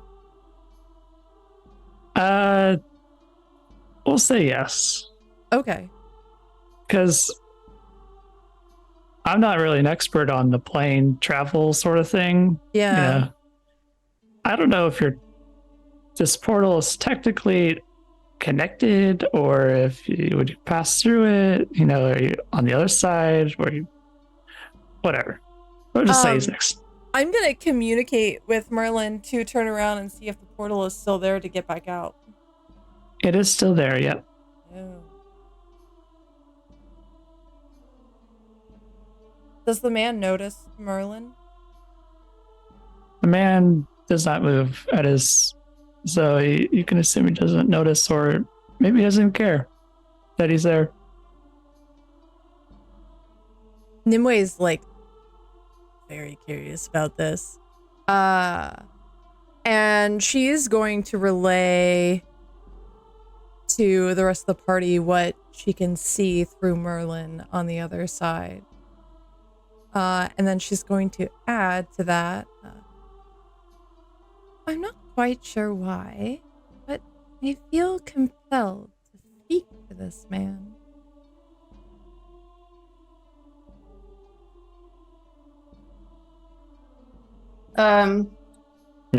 Sinead's gonna sort of look Nimue over, sort of bewildered, and ask, Are you gonna go through the portal?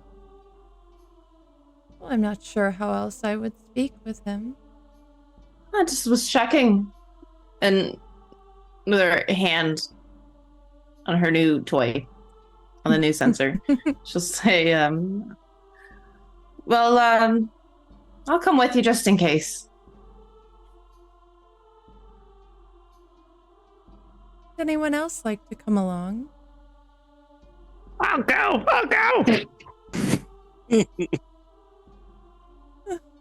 Oh, I forgot to. Oh, geez, I'll have to do that after. I forgot you guys to go and speak to his wife and kids. Oh, no! It's all right. We'll send a raven. I didn't say where his wife and kids were, so we can just go after this. Perfect. Krigga doesn't feel like there's any reason to break up the group now, so he will go with. He's not happy about it, but he'll come along. I might walk up to the portal with them, but maybe not go through right away. If we tied a rope to one of them. This is like a poltergeist situation now. Go towards the light, Caroline. Yeah, that's the vibe I'm getting. Oh, no. Would that work through one of these portal doors? Yes. I'm making that up. Yes. Okay. Yeah. I'll ask Nimue if I can tie a rope to her. She looks confused.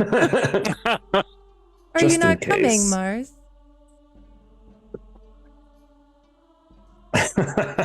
And like right now she's like looking up to you and it's like probably like the most innocent and sweet she's ever looked.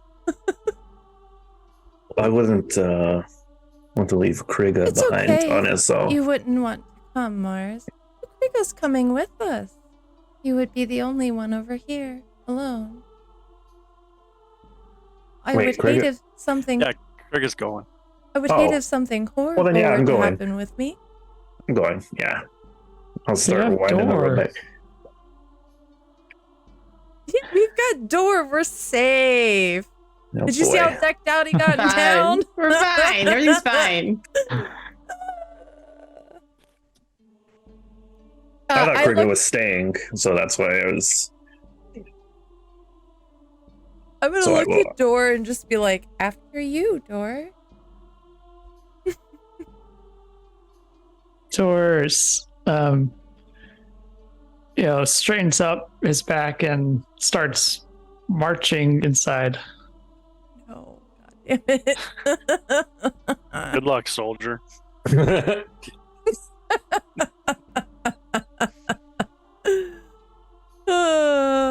Nimue gonna follow in after him. Needs after her. Yeah, follow along. Okay. Also follow. All right. So the rest of you see what I explained before. This amazing world of just destruction, but also sort of calmness to it. And you see this. You're all walking on thin air. Like there's no ground on where you're stepping. You're just floating there. And you see this Githzerai sitting just a short distance from you. Is this like a plan like I would know? You guys, let's see. Who's well, yeah, you can roll Arcana. Well, no, you know this place. What I, is Yeah. that what I think it is? You know this place as Limbo, Mm. the plane where the Githzerai, your sort of kin, Hmm. not really your kin, but Yeah. you're both Giths. But this is where they went to after they won the battle with or Mhm. against the Mind Flayers. It's sort of like a very strange place. Everyone else who's proficient with Arcana, go ahead and roll me that to see if you know about Limbo as well. I got a 17. Okay, you know about Limbo and the inhabitants, including the Githzerai.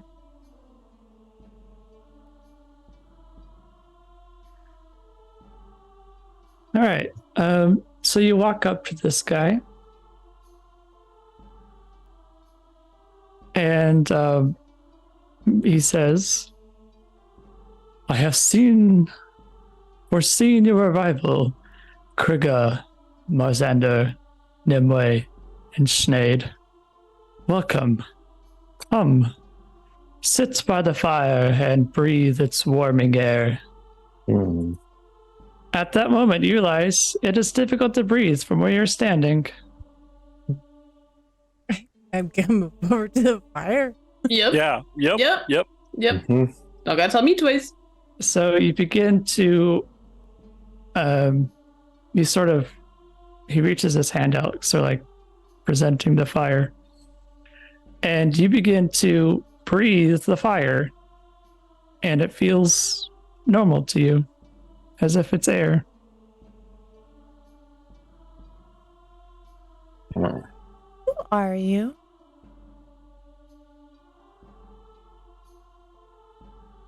I am Kelas. You have discovered the convergence of two realms, the tranquility of the King's Forest and the ever-shifting chaos of Limbo.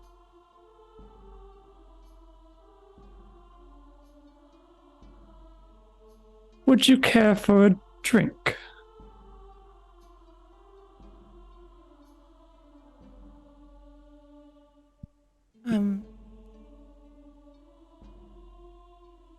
Sure. I'll take a Indeed. drink. Krigga would absolutely like a drink. All right. You see the Githzerai lift a wood pitcher and begin to pour grains of sand into a cup. And he'll hand it to you. I'm gonna look down into the cup. It's sand. Krigga's gonna taste it. It has a certain earthy flavor to it. You say it's gritty. But somehow it's quenching your thirst.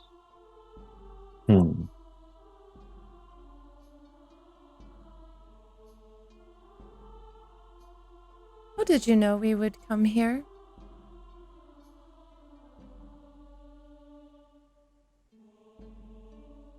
I have long sought a connection between these two worlds, seeking wisdom and enlightenment amongst the unpredictable forces of limbo. Through my meditation, I have become attuned to the whispers of cosmic energy. With this cosmic energy, it has allowed me to predict or view what has come or what is to come. And I saw you, Nimue, would come here and speak with me. Only me. And the others. And what do you do here? I study the cosmic energy which radiates this plane. Are you from here? Not originally. I've been here for many thousands of years. After my people waged war and freed ourselves from the mind flayers, we arrived here. And I've been here ever since. What do you know of us?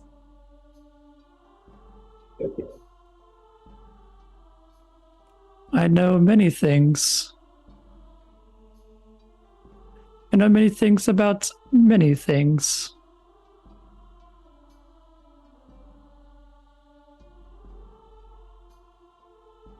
Do you know our current quest? Of course. You are traveling to speak with Father Tom about the predicament that you are in. And what do you know of that?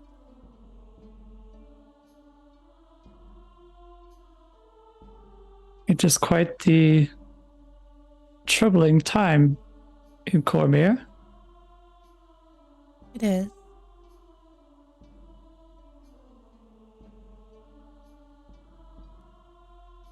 You have seen the cosmic energies speak to you before. In Baldur's Gate many weeks ago. You saw Zara on her throne.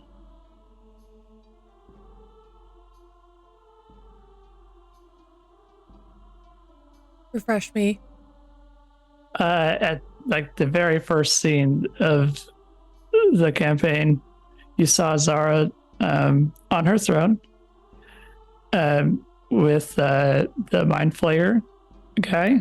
Oh, And she was yeah. literally the very first part. Yeah. Do you know anything of Zara? Unfortunately, the cosmic energies do not let me peer inside of her life. It would seem that she has blocked the cosmic energies from such viewing. I see. Would you care to meditate with me to see what the whispers say to you? I could do And- this. And to all of you? Would you join me? Indeed. Sinead will nod. I shall join too. Okay, so you all sit around Kalos. And he closes his eyes. Do as I do. He puts his hands on his knees and begins to meditate.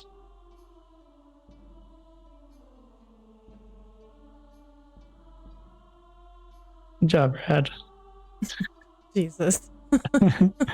You see Dor doing it too. He's joined in. A rush of images begin to seep into your mind. In a dimly lit underground jail cell, you see a man in tattered clothing chained to the wall. You hear footsteps just outside the cell grow louder. Two figures in dark clothes unlatch the heavy metal door and throw in a bound woman. They slam the door shut. A figure draped in a cloak steps forward from the shadows, their sinister presence palpable. You thought you could defy us, King Rover, but now Suzail belongs to the Night Masks. Your reign is over. You will never succeed, he proclaims. His words echo with resilience. The people of Suzail will rise against you. The figure chuckles darkly, their eyes gleaming with malevolent intent. The people will be better off without a king. They dismiss their minions with a subtle wave of their hand, leaving the captives alone in their cell. As the masked figure retreats, their footsteps gradually fade into the distance, leaving behind an eerie silence.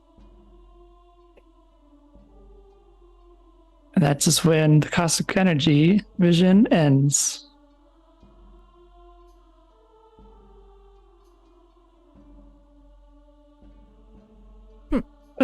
What do you think of these visions? Well, I believe we know what's been done with the king. It's been missing for so long.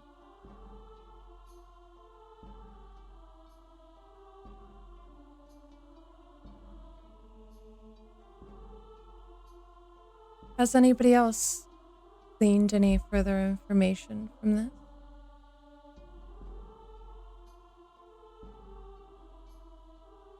Not I. It seems pretty straightforward. Agreed.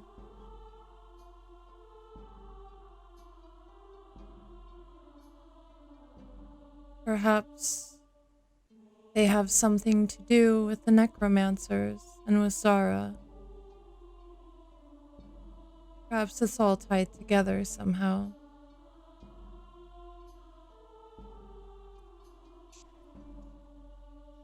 As a reminder, you know the Night Masks are a group of vampires in Suzail, the capital of Cormyr.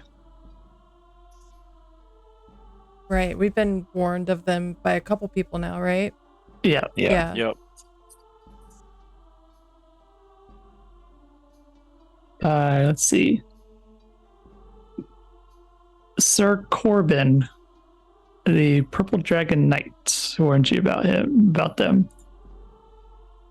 Perhaps we And need Sinead's boyfriend. one of the many. One of the many boyfriends. Perhaps we need to pay him a visit at some point and let him know about this.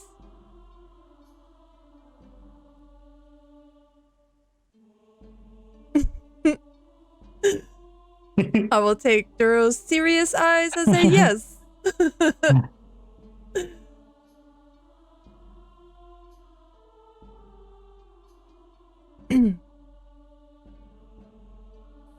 Yeah, I feel like there's got to be some tie here with everything else going on.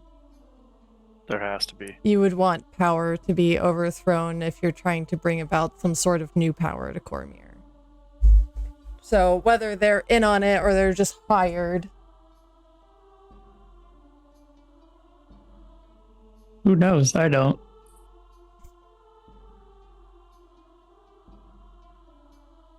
Well, this has been very interesting information. I appreciate you sharing this with us.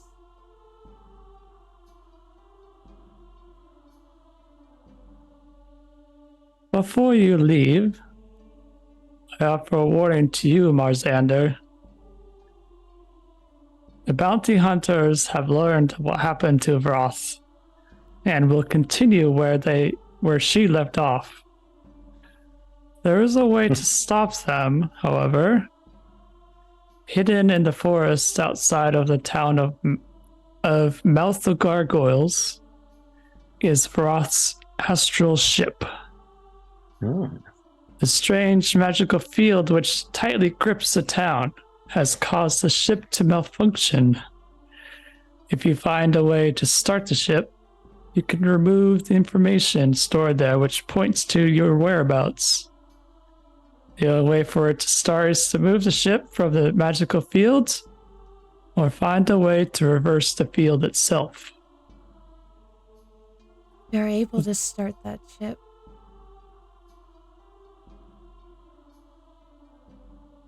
Though our kin have not had the most friendly past, I have grown over this impasse which we have brought upon ourselves and freely share this to you.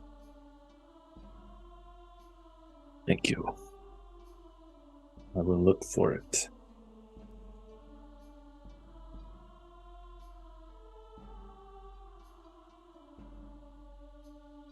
You said it was where? Outside the town of Mouth o' Gargoyles.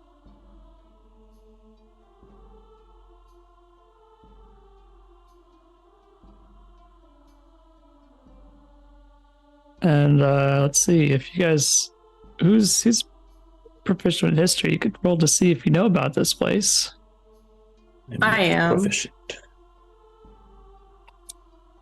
It's a 14 on the die. What's my modifier? It's a +3, so 17. Okay, so you know about this town of Mouth o' Gargoyles. It was once inhabited by a wizard who, in a cave nearby the town, was animating gargoyles. He was stopped, but the magic which he was using altered sort of the atmosphere around the town, and now magic is kind of embedded within it. So things are kind of strange over there. Okay. Sinead would obviously relay that to the party. Would she know what kind of weird? Think of like the sorcerer wild magic, where like anything can happen. That's basically it. But so if anybody casts anything in that region, you have a chance of going awry. Yeah. Essentially, yeah. So anything magical will act weird over there. Okay. When she relays this to the party, she specifically looks at Nimue. Just our primary magic user.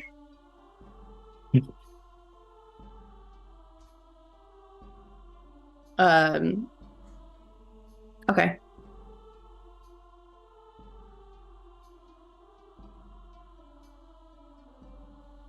Is this all? That is all the cosmic energies wish to show you. You may leave if you wish.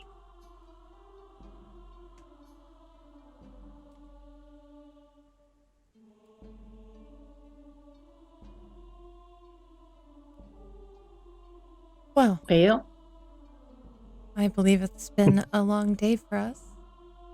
Perhaps it is time we rest. Oh, I would quite like that. All right, so you step back through the portal. You can camp near it, or you can move somewhere else. It's up to you. Does it just stay there? It just stays there. It's not like an oppressive presence, so I would imagine. So Sinead would be okay with camping near it if everybody else is. Yeah, that's what I was thinking. Yeah. Yeah, Krigga's fine with it. All right, that's fine. It's not like anything else can come through it, that's for sure. Thanks, Duro. That makes me feel so safe. Well, Oh, we could just have door guard it, you know? Yeah, door guard it. That's true. Doors kitted out. I really hate when you say things like that, Duro. It makes me really anxious. I didn't think about it before right now, so nothing's going to come out. Okay, that sounds much but better that when you is- say it that way. Until next time. Got it. Yeah, maybe next time I'll think about it. Okay, so you rest for the night. Dor will sleep in the cart unless you make him stay up all night. It's up to you. I want to make him stay up all night. I'm just gonna have Merlin keep watch. Mm-hmm. Oh yeah, that's true. Merlin can do it. He doesn't sleep. I mean, if Dor wants to stay up all night, it's up to him.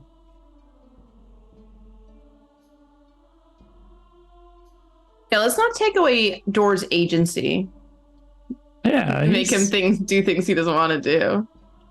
Oh, He's his own goblin. Well, he's hired by us now, so That's true. he's only so much his own goblin.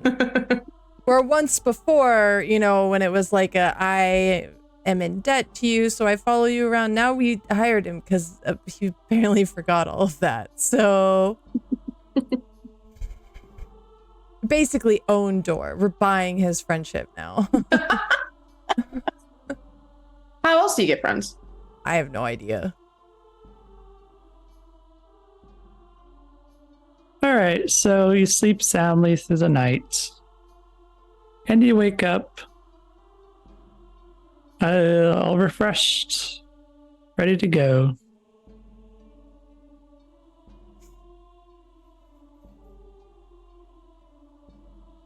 You see Dor get up from the cart, and he says, "Ah, what a wonderful sleep! It's been years since I had something so refreshing."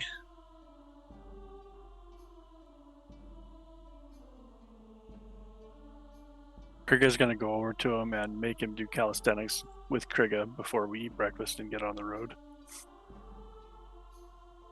No, You wait. see, Oh, go ahead. good. No, you good. Nimue is I love that you guys are doing calisthenics together now. Nimue is gonna look to the party and say, I know that it's quite urgent that we go speak to the priest, but perhaps we should alter our course and take care of the ship.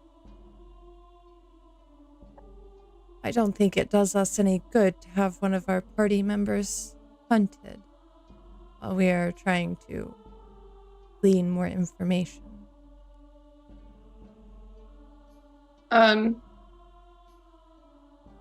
Sinead will sort of pause for a moment and then give one singular affirmative nod to Nimue and say, right then, let's make a quick trip to this then.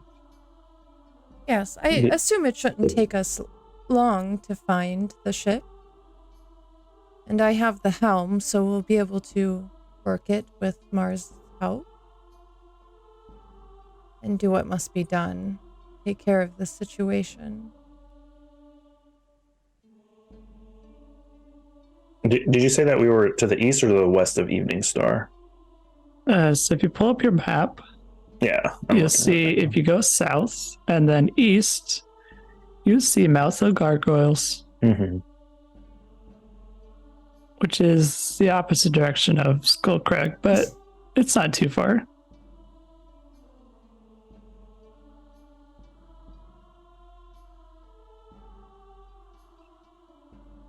I assume I don't have a say in this. I mean, you do. Do you wish to be hunted, Mars? I do not. Then what say that we do?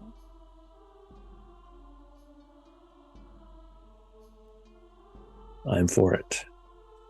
Where are we at right now? Because we're coming from Evening Star, Duro. Yeah, And we're going south, right?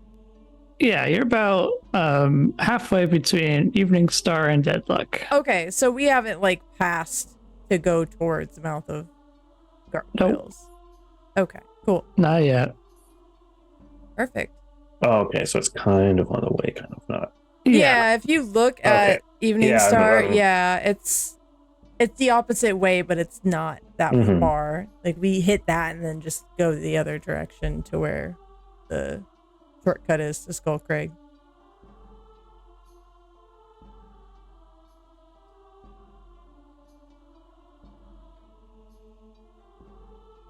All right.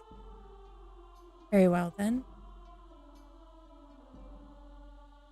To Mouth of Gargoyles. Perfect. We can stop and talk to my wife along the way. Yep. Wait. Outstanding. Where does your wife live, Dor? Not too far from here. She's just a little bit south. Wonderful. Well, let us go then.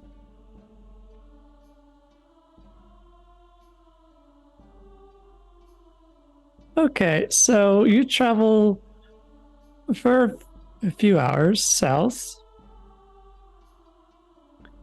and you stumble upon a nearby goblin encampment where a collection of ramshack huts nestle amongst the trees. There, you find a young goblin waiting anxiously.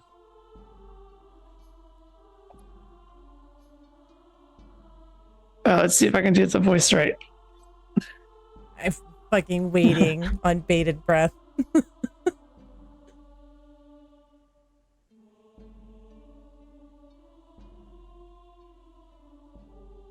Where have you been? You've had me worried. Gang, this is my wife, Nabella. I don't care who they are. You were supposed to be back 2 weeks ago. Your 12 kids are starving. I know. Quit yelling at me. I have some good news and bad news. The bad news is I quit my job and killed my employers. The good news is there's people are willing to pay me 10 times as much to join. Does he tell her the other bad news that he blew it all on Sweet Gear? Like the classic dude.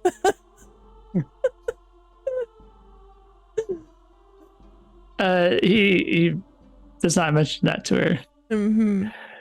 She says, "You what? That's it, Dor. This is the last straw. If you don't bring in enough money to pay the lenders, I'm taking the kids back with my parents." Oh, as Cormyr turns.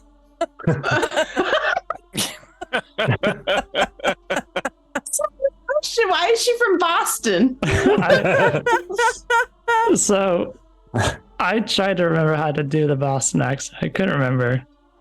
Now I Sounds just great want to me. I just want a TTRPG where it's all goblin slice of life and you're just a goblin in a village. Just doing your best, man. Oh. But why? Why is she Bostonian? Because I kind of wanted to be like, My dream come true. like, he's Donnie and Yeah. she's Oh no, she's Snooky. Oh my God. What's her name?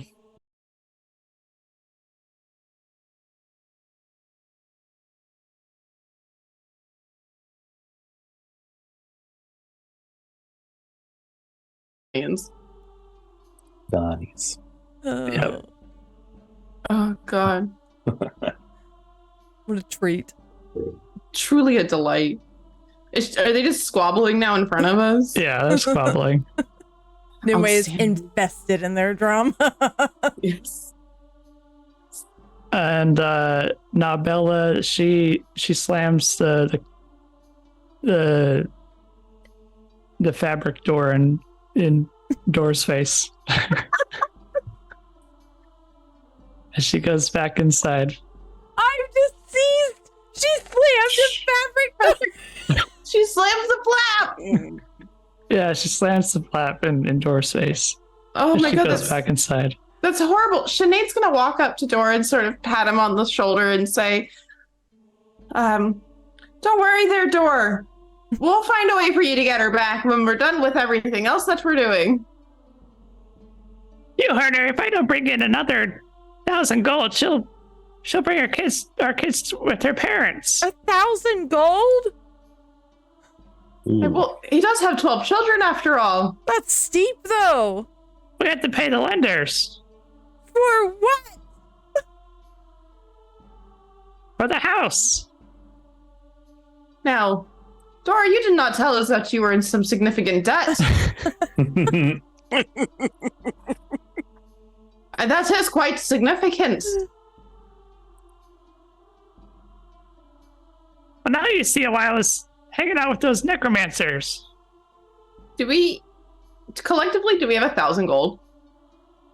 I have 1,000 gold. I have on my 1,000 own. gold. Yeah, I have 1,000 gold as well. Can we all just pitch in a little just to take care of this situation for Dora? Yeah, if we all pitched in, what, 200 gold? Yeah, I'm down to pitch in 200. Is that Yeah. enough? 250. 250? Yeah, Thanks. I'm not a mathematician. I'm fucking warlock. Yeah, okay. Sinead kind of throws down 250 gold. Yeah. Nimue forks over 250 gold. Yeah, Krigga will do it too. All of us just stare at Mars. Yeah, we're all just staring at Mars. We're all- yep. Ugh. Now, Mars, I'll have you remember that you here are traveling with a priestess. Me. I'm the priestess in the situation. And I'll have you know that it is both godly and kindly to help the poor. And I will bring this up very often if you don't. I have already given him money. Okay, well, you can give him a little bit more then. Nimue's just burning a hole through you with her eyes. Help the poor goblin. He's our friend now.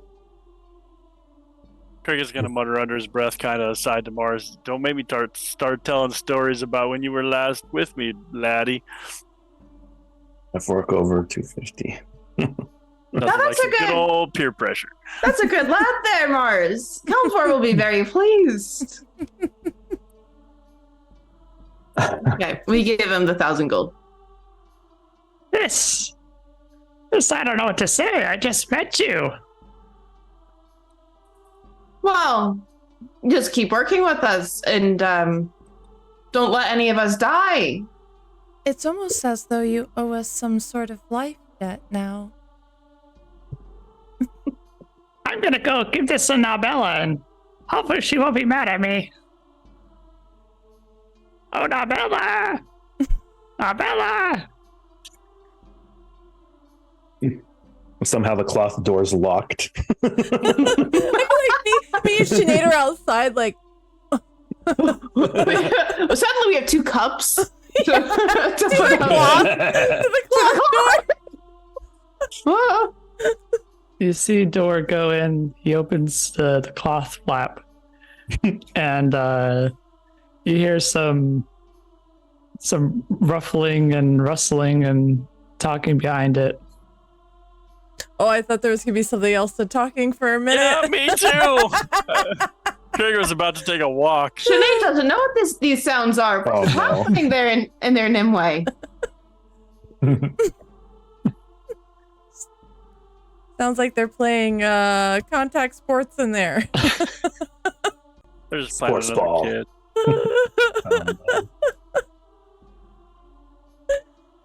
Well, he comes back out and he says, well, let's be on our way.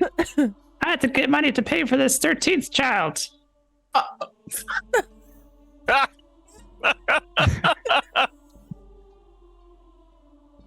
Having sex, Dark, stop it! What a guy. Krigga's gonna straight up give him a salute. Why is he rizzed out?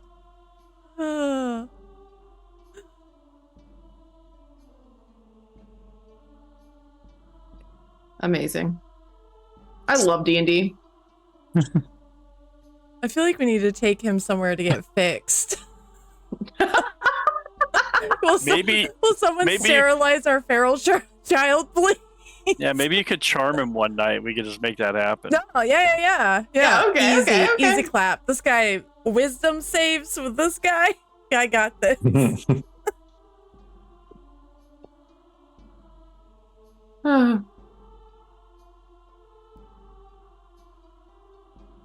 It doesn't help that I have 80s music, like 80s upbeat pop music Oh no. in my ear right now. It's the Full House theme, but it's all goblin.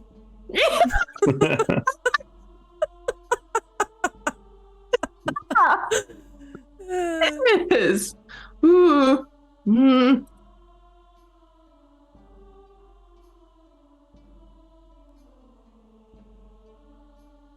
All right. You guys hop back into your cart and continue on your way. Please. Pretend like I never heard goblin sex through a fucking door flap. Do you like her name? Nabella? I did. Yeah. Very cheeky. Yeah. All right. So you guys continue on your way. I feel like door had a few turns. You guys continue on your way. And it's not soon after you begin to hear the sounds of, could be dogs barking Puppies? Puppies? Bug? or wolves barking. Let's go with puppies. You don't say, Duro. You continue on the road around the bend where you see, let's see. You see standing in the middle of the road are 2 wolves, a wolf man, and a secondary wolf man. So there's 2 wolves and a wolf man and one in the middle. There's 2 wolves inside of me? They're both my boyfriend? The one in the middle is severely injured. Oh. And these other two, the two wolves and the wolf, the werewolf, are moments away from tearing this one apart.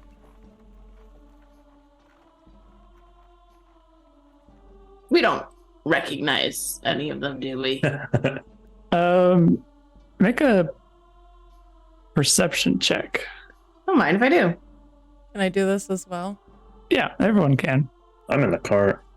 It's true. You two are in the cart. That's a 15 for me. Whoa. 19, 20, 21. 23. Oh. You are certain that the werewolf standing at the mill is Aridin.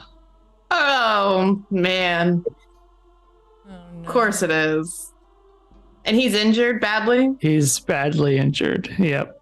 Sinead's gonna look over at Nimue and she's gonna halt the horses. So much so that in the back, Krigga and Mars and Dor will sort of get jostled around, and she'll say, "That's Aridin, the man from the inn. But he's not looking so good. I think we should go and help him." You said the other guys look like they're about to fucking fight him? Yeah, the two wolves and the other werewolf are. They've got him on the ropes. He's not going to last much longer. Oh, there's a ring? Awesome. Sinead is already like getting off of this carriage. Yeah, She's- Nimue is right there with you. And she'll just holler into, I guess, the carriage to Krigga and Mars and Dor, and just holler for them to come on. Yeah, Krigga will hop out as soon as it stops. Mm-hmm. I will also. And Sinead's beelining it. All right, so give me initiative rolls, please. Okay. Oomba. 19 for me. Let's see. see. I'm rolling for you guys for some reason. Okay, well, that's fine. Are they good? 20 for Krigga. Oh my goodness. I got a 12. 7 for me, bud. Okay, 7 for Nimue. Yep. Let's see. Marzander needs to be on here. All right, Marzander, what did you roll? 19 total. Oh, okay, that's what I rolled for you. Krigga, what was yours? 20. Nice. Okay.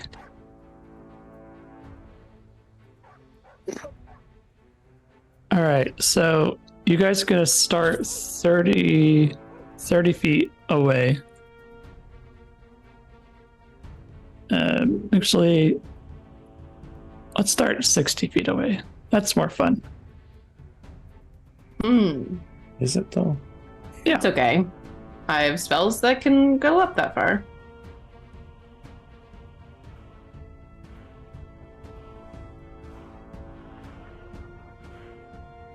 All right. There it is. Okay, Krigga, it's your turn. All right, Krigga's going to yell, "Oi, clear the road!" And he's going to run and bonus action dash, which will carry him 50 feet down the road. And that's about it. All right. Can't forget Dor. All right. So one of the wolves will lunge at Aridin.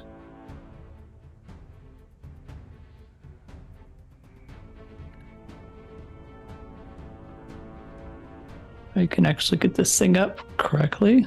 All right. Gonna bite.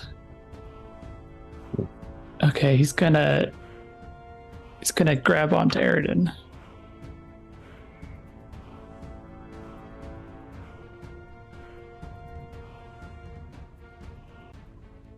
And Aridin is knocked prone from this wolf.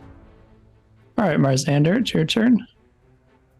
Let me see here.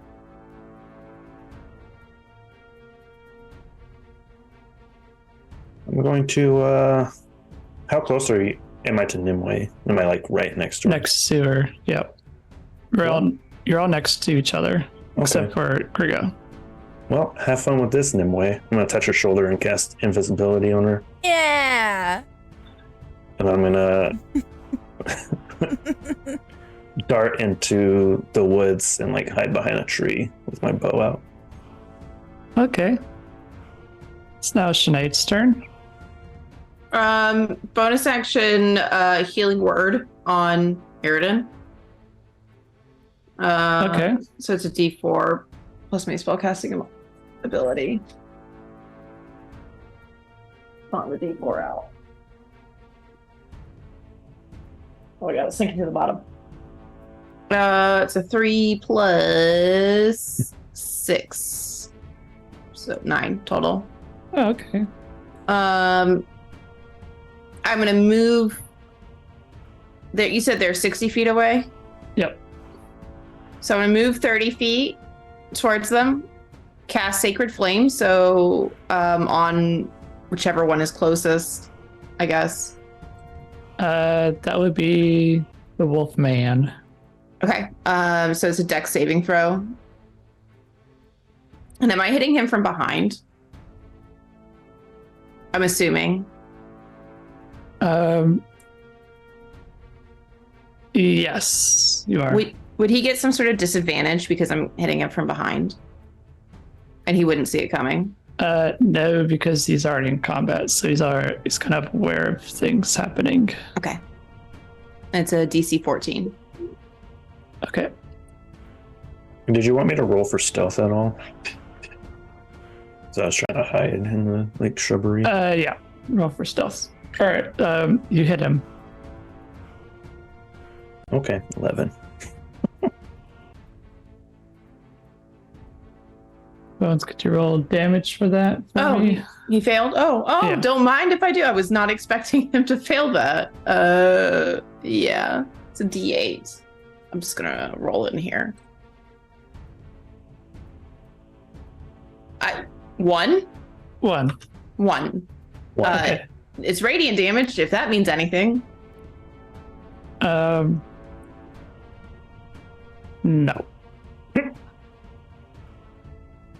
All right, so it is Aridin's turn. He will strike at one of these wolves.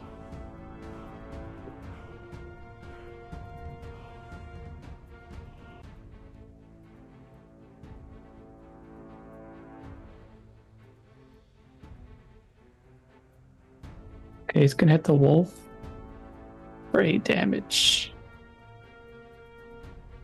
And now it is Nimwe's turn.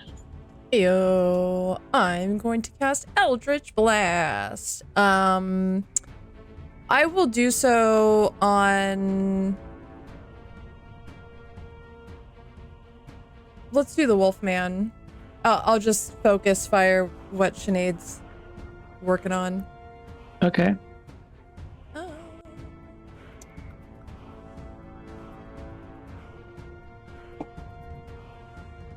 That's dirty 20. Okay. It's gonna hit him. And 8 damage. Nice. Okay. Now it is Dora's turn. He charges in. Ah! He doesn't make it all the way, but he's there. All right. So this werewolf notices the others approaching. He would turn his attention to Krigga. He will rush out to Krigga and bite him.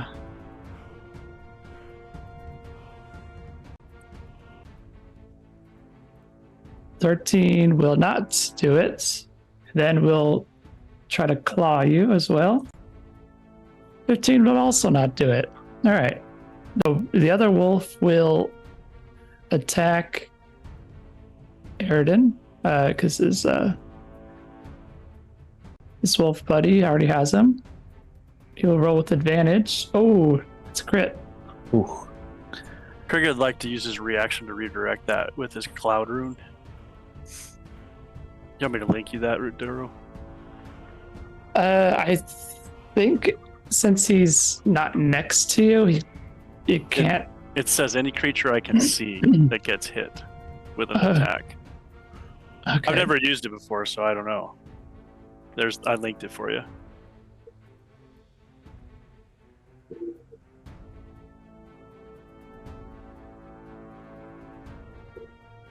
Okay, it affects it regardless of the attack's range. Okay. That doesn't make any sense, but what do I know? Yeah, it's the Sorry, first time I there. ever used it, so I'm not really sure. Okay. We can adjust it however you feel you need to. No, that's what it says. So you'll take 8 damage.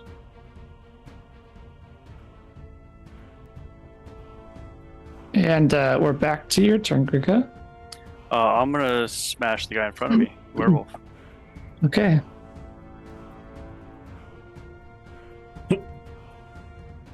Okay, you're gonna smash him. Ooh, for 12, nice. That's it. All right, it's the wolf's turn, who will continue his assault on Airden. Of course, I closed my wolf tab.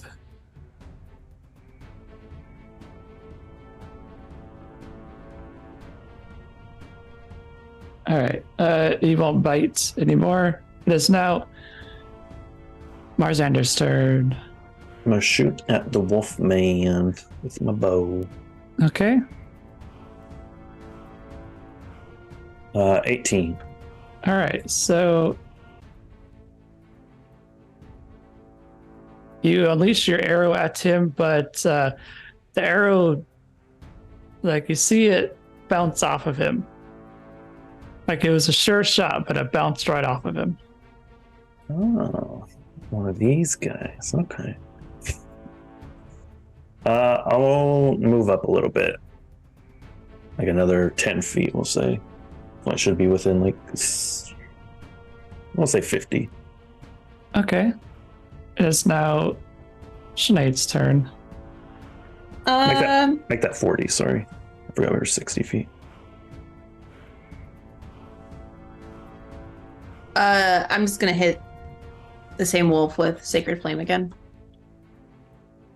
And then I'm gonna let me know if you make it or not. Okay. The same wolf, or the werewolf? Yeah. Okay. He's gonna make it. You rolled a 19. Damn it. Yep. Okay. Sinead's gonna move up the rest of that distance between them. Okay. So Airden is going to try to get this wolf off of him. And we'll bite and claw him.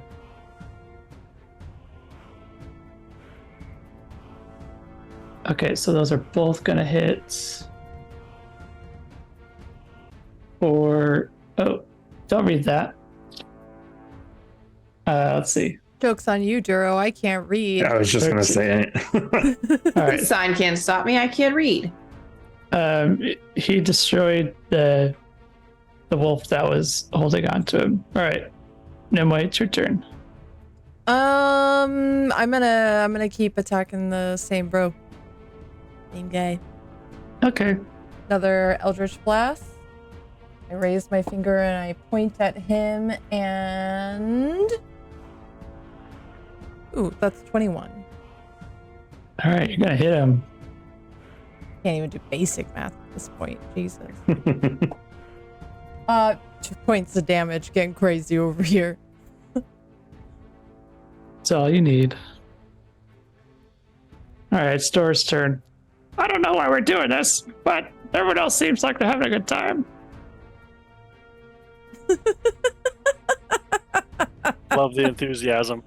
All right, now Dora will hit him. The scimitar. All right, Dora's gonna swipe at the werewolf, but just like Marzander, he'll slash at him, but no blood will be drawn. It's now the werewolf's turn. He will again try to attack Krigga. So first with the bite, then with the claw. Oh. Maybe this werewolf should try something else. All right, it's the wolf's turn. He will continue attacking Aridin. All right, Aridin takes another 6 points of damage.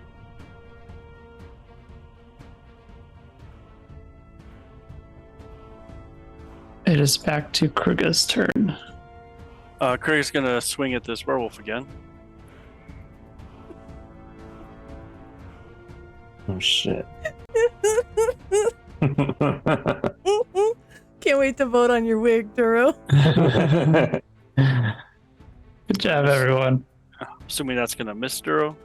That is correct. The No, 11 he's- will hit. Yeah, he's gonna action surge and swing again. Okay. That'll hit. 14. It's crazy. That's it. Okay. That wolf is dead. I'll just take him off the board. Marzander, it is your turn.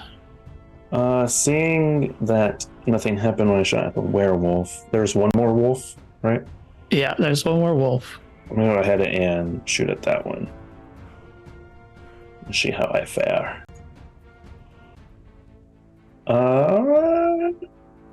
Do I want to do it? I'm gonna use my advantage for that. I'm gonna Okay. Ugh.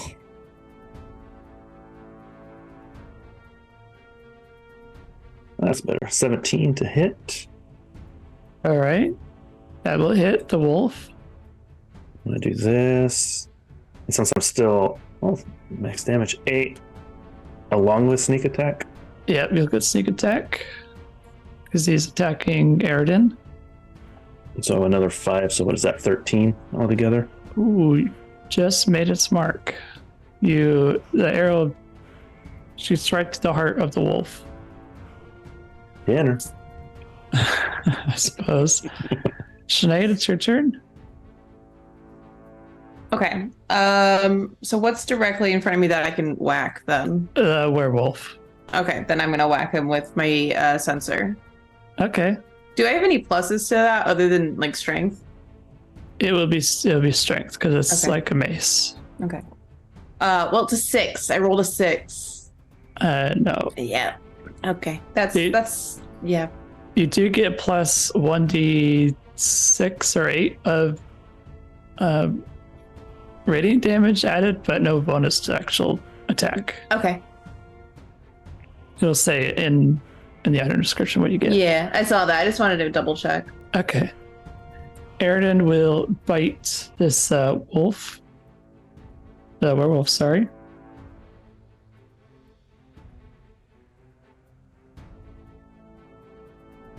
All right, for 4 damage. It's now Sinead's turn. Was it? Not Sinead, sorry. I was gonna Nimue? say. I'm gonna attack that same wolf, Okay. the one that Aridin is biting. Well, it's just a werewolf that's left standing. Right. 18 on the dice. Okay, you're gonna hit him. Keep rolling great attacks, but these hits, that's a 1 Oh, whole point. all right. It's Dor's turn. He's gonna try to grapple this guy. All right. So Dor rolls a 4, and this guy rolls a 9. So Dor's trying to wrestle this guy. He doesn't, his size doesn't really benefit him on that. The werewolf will once again. No, he's gonna change up his tactics. He's going to go. No, I don't think he sees anyone nearby, so I guess he'll attack Krigga again. All right, for the bite. Does a 16 hit? No. All right, I'm gonna use my advantage for that. Does an Yep. 18 hit? That's Okay. exactly what you need. Yep. He's gonna attack you. Now I need you to roll a Constitution saving throw, please. I better use an advantage on that Yeah. So Oh, wow. yeah, go ahead. because that was a 1. 22. There you go. Okay. Cheaters. That's not one to fail. And then he has the claw as well. Yep. All right, 17 will not hit. All right, back to you, Krigga. Oh, I'm gonna smack him again because now I'm mad.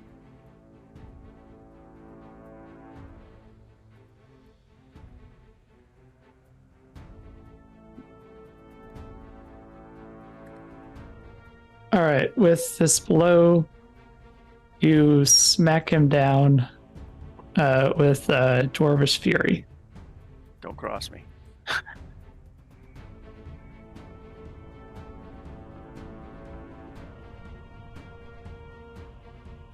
Aridin will stand up. Well, he's already standing, but he'll stand up straighter. I thought it was a goner there.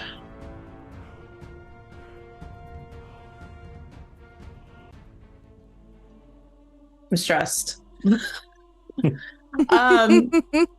She's gonna sort of like very anxiously with her fingers together, like so, sort of stammer about and say, "Well, I'm certainly glad to know that you're not a goner."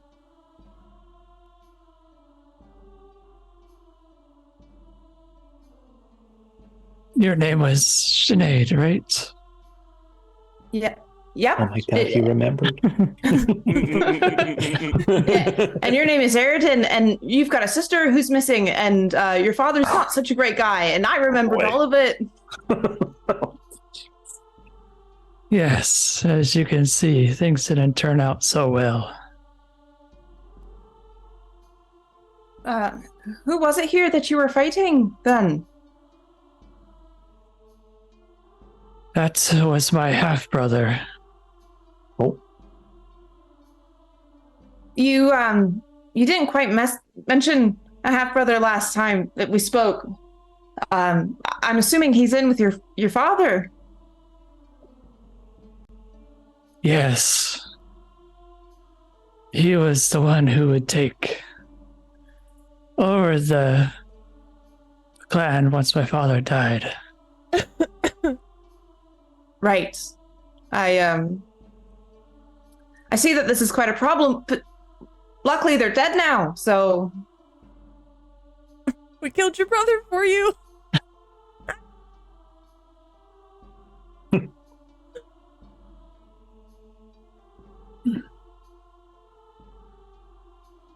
I will need to rest before I search for my sister again. well, do you have a place that you're able to rest at?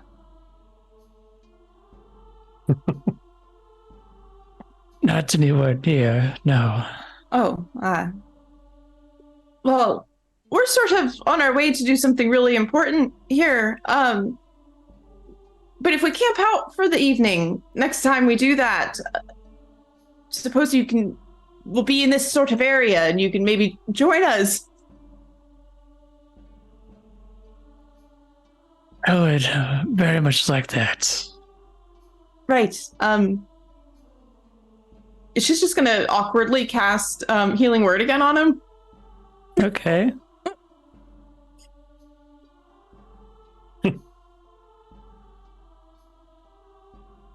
I feel like that's... See, I'm a cleric, and I think I told you I was a cleric last time. So that's sort of my thing, is, acts of service. I guess you could say that is perhaps my love language that I speak in.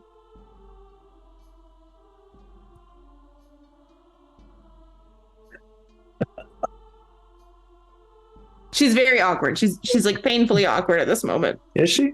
Oh, we all Yep. feel it. Yeah. We all feel it.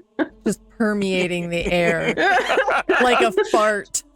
I feel like every time she says something here, Krigga's just kicking the dead werewolf.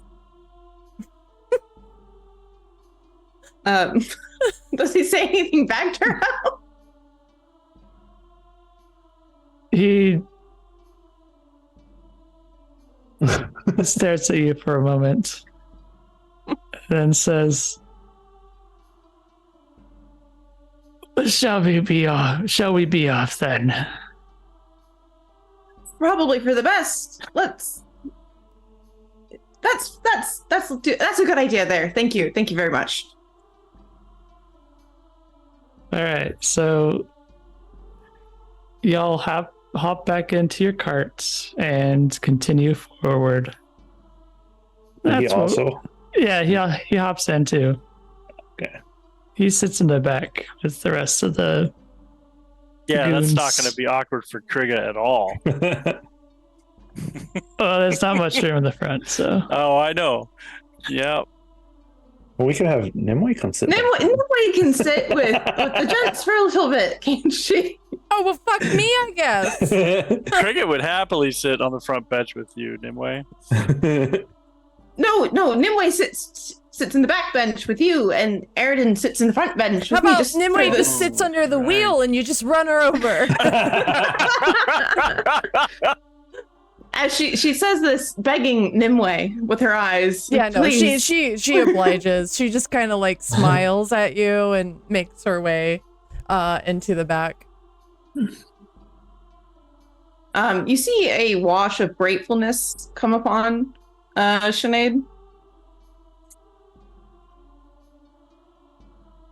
As she, she'll stammer onto the cart. Yeah, Aridin slumps over in the cart on the bench in the front. Was he like laying his head in my lap?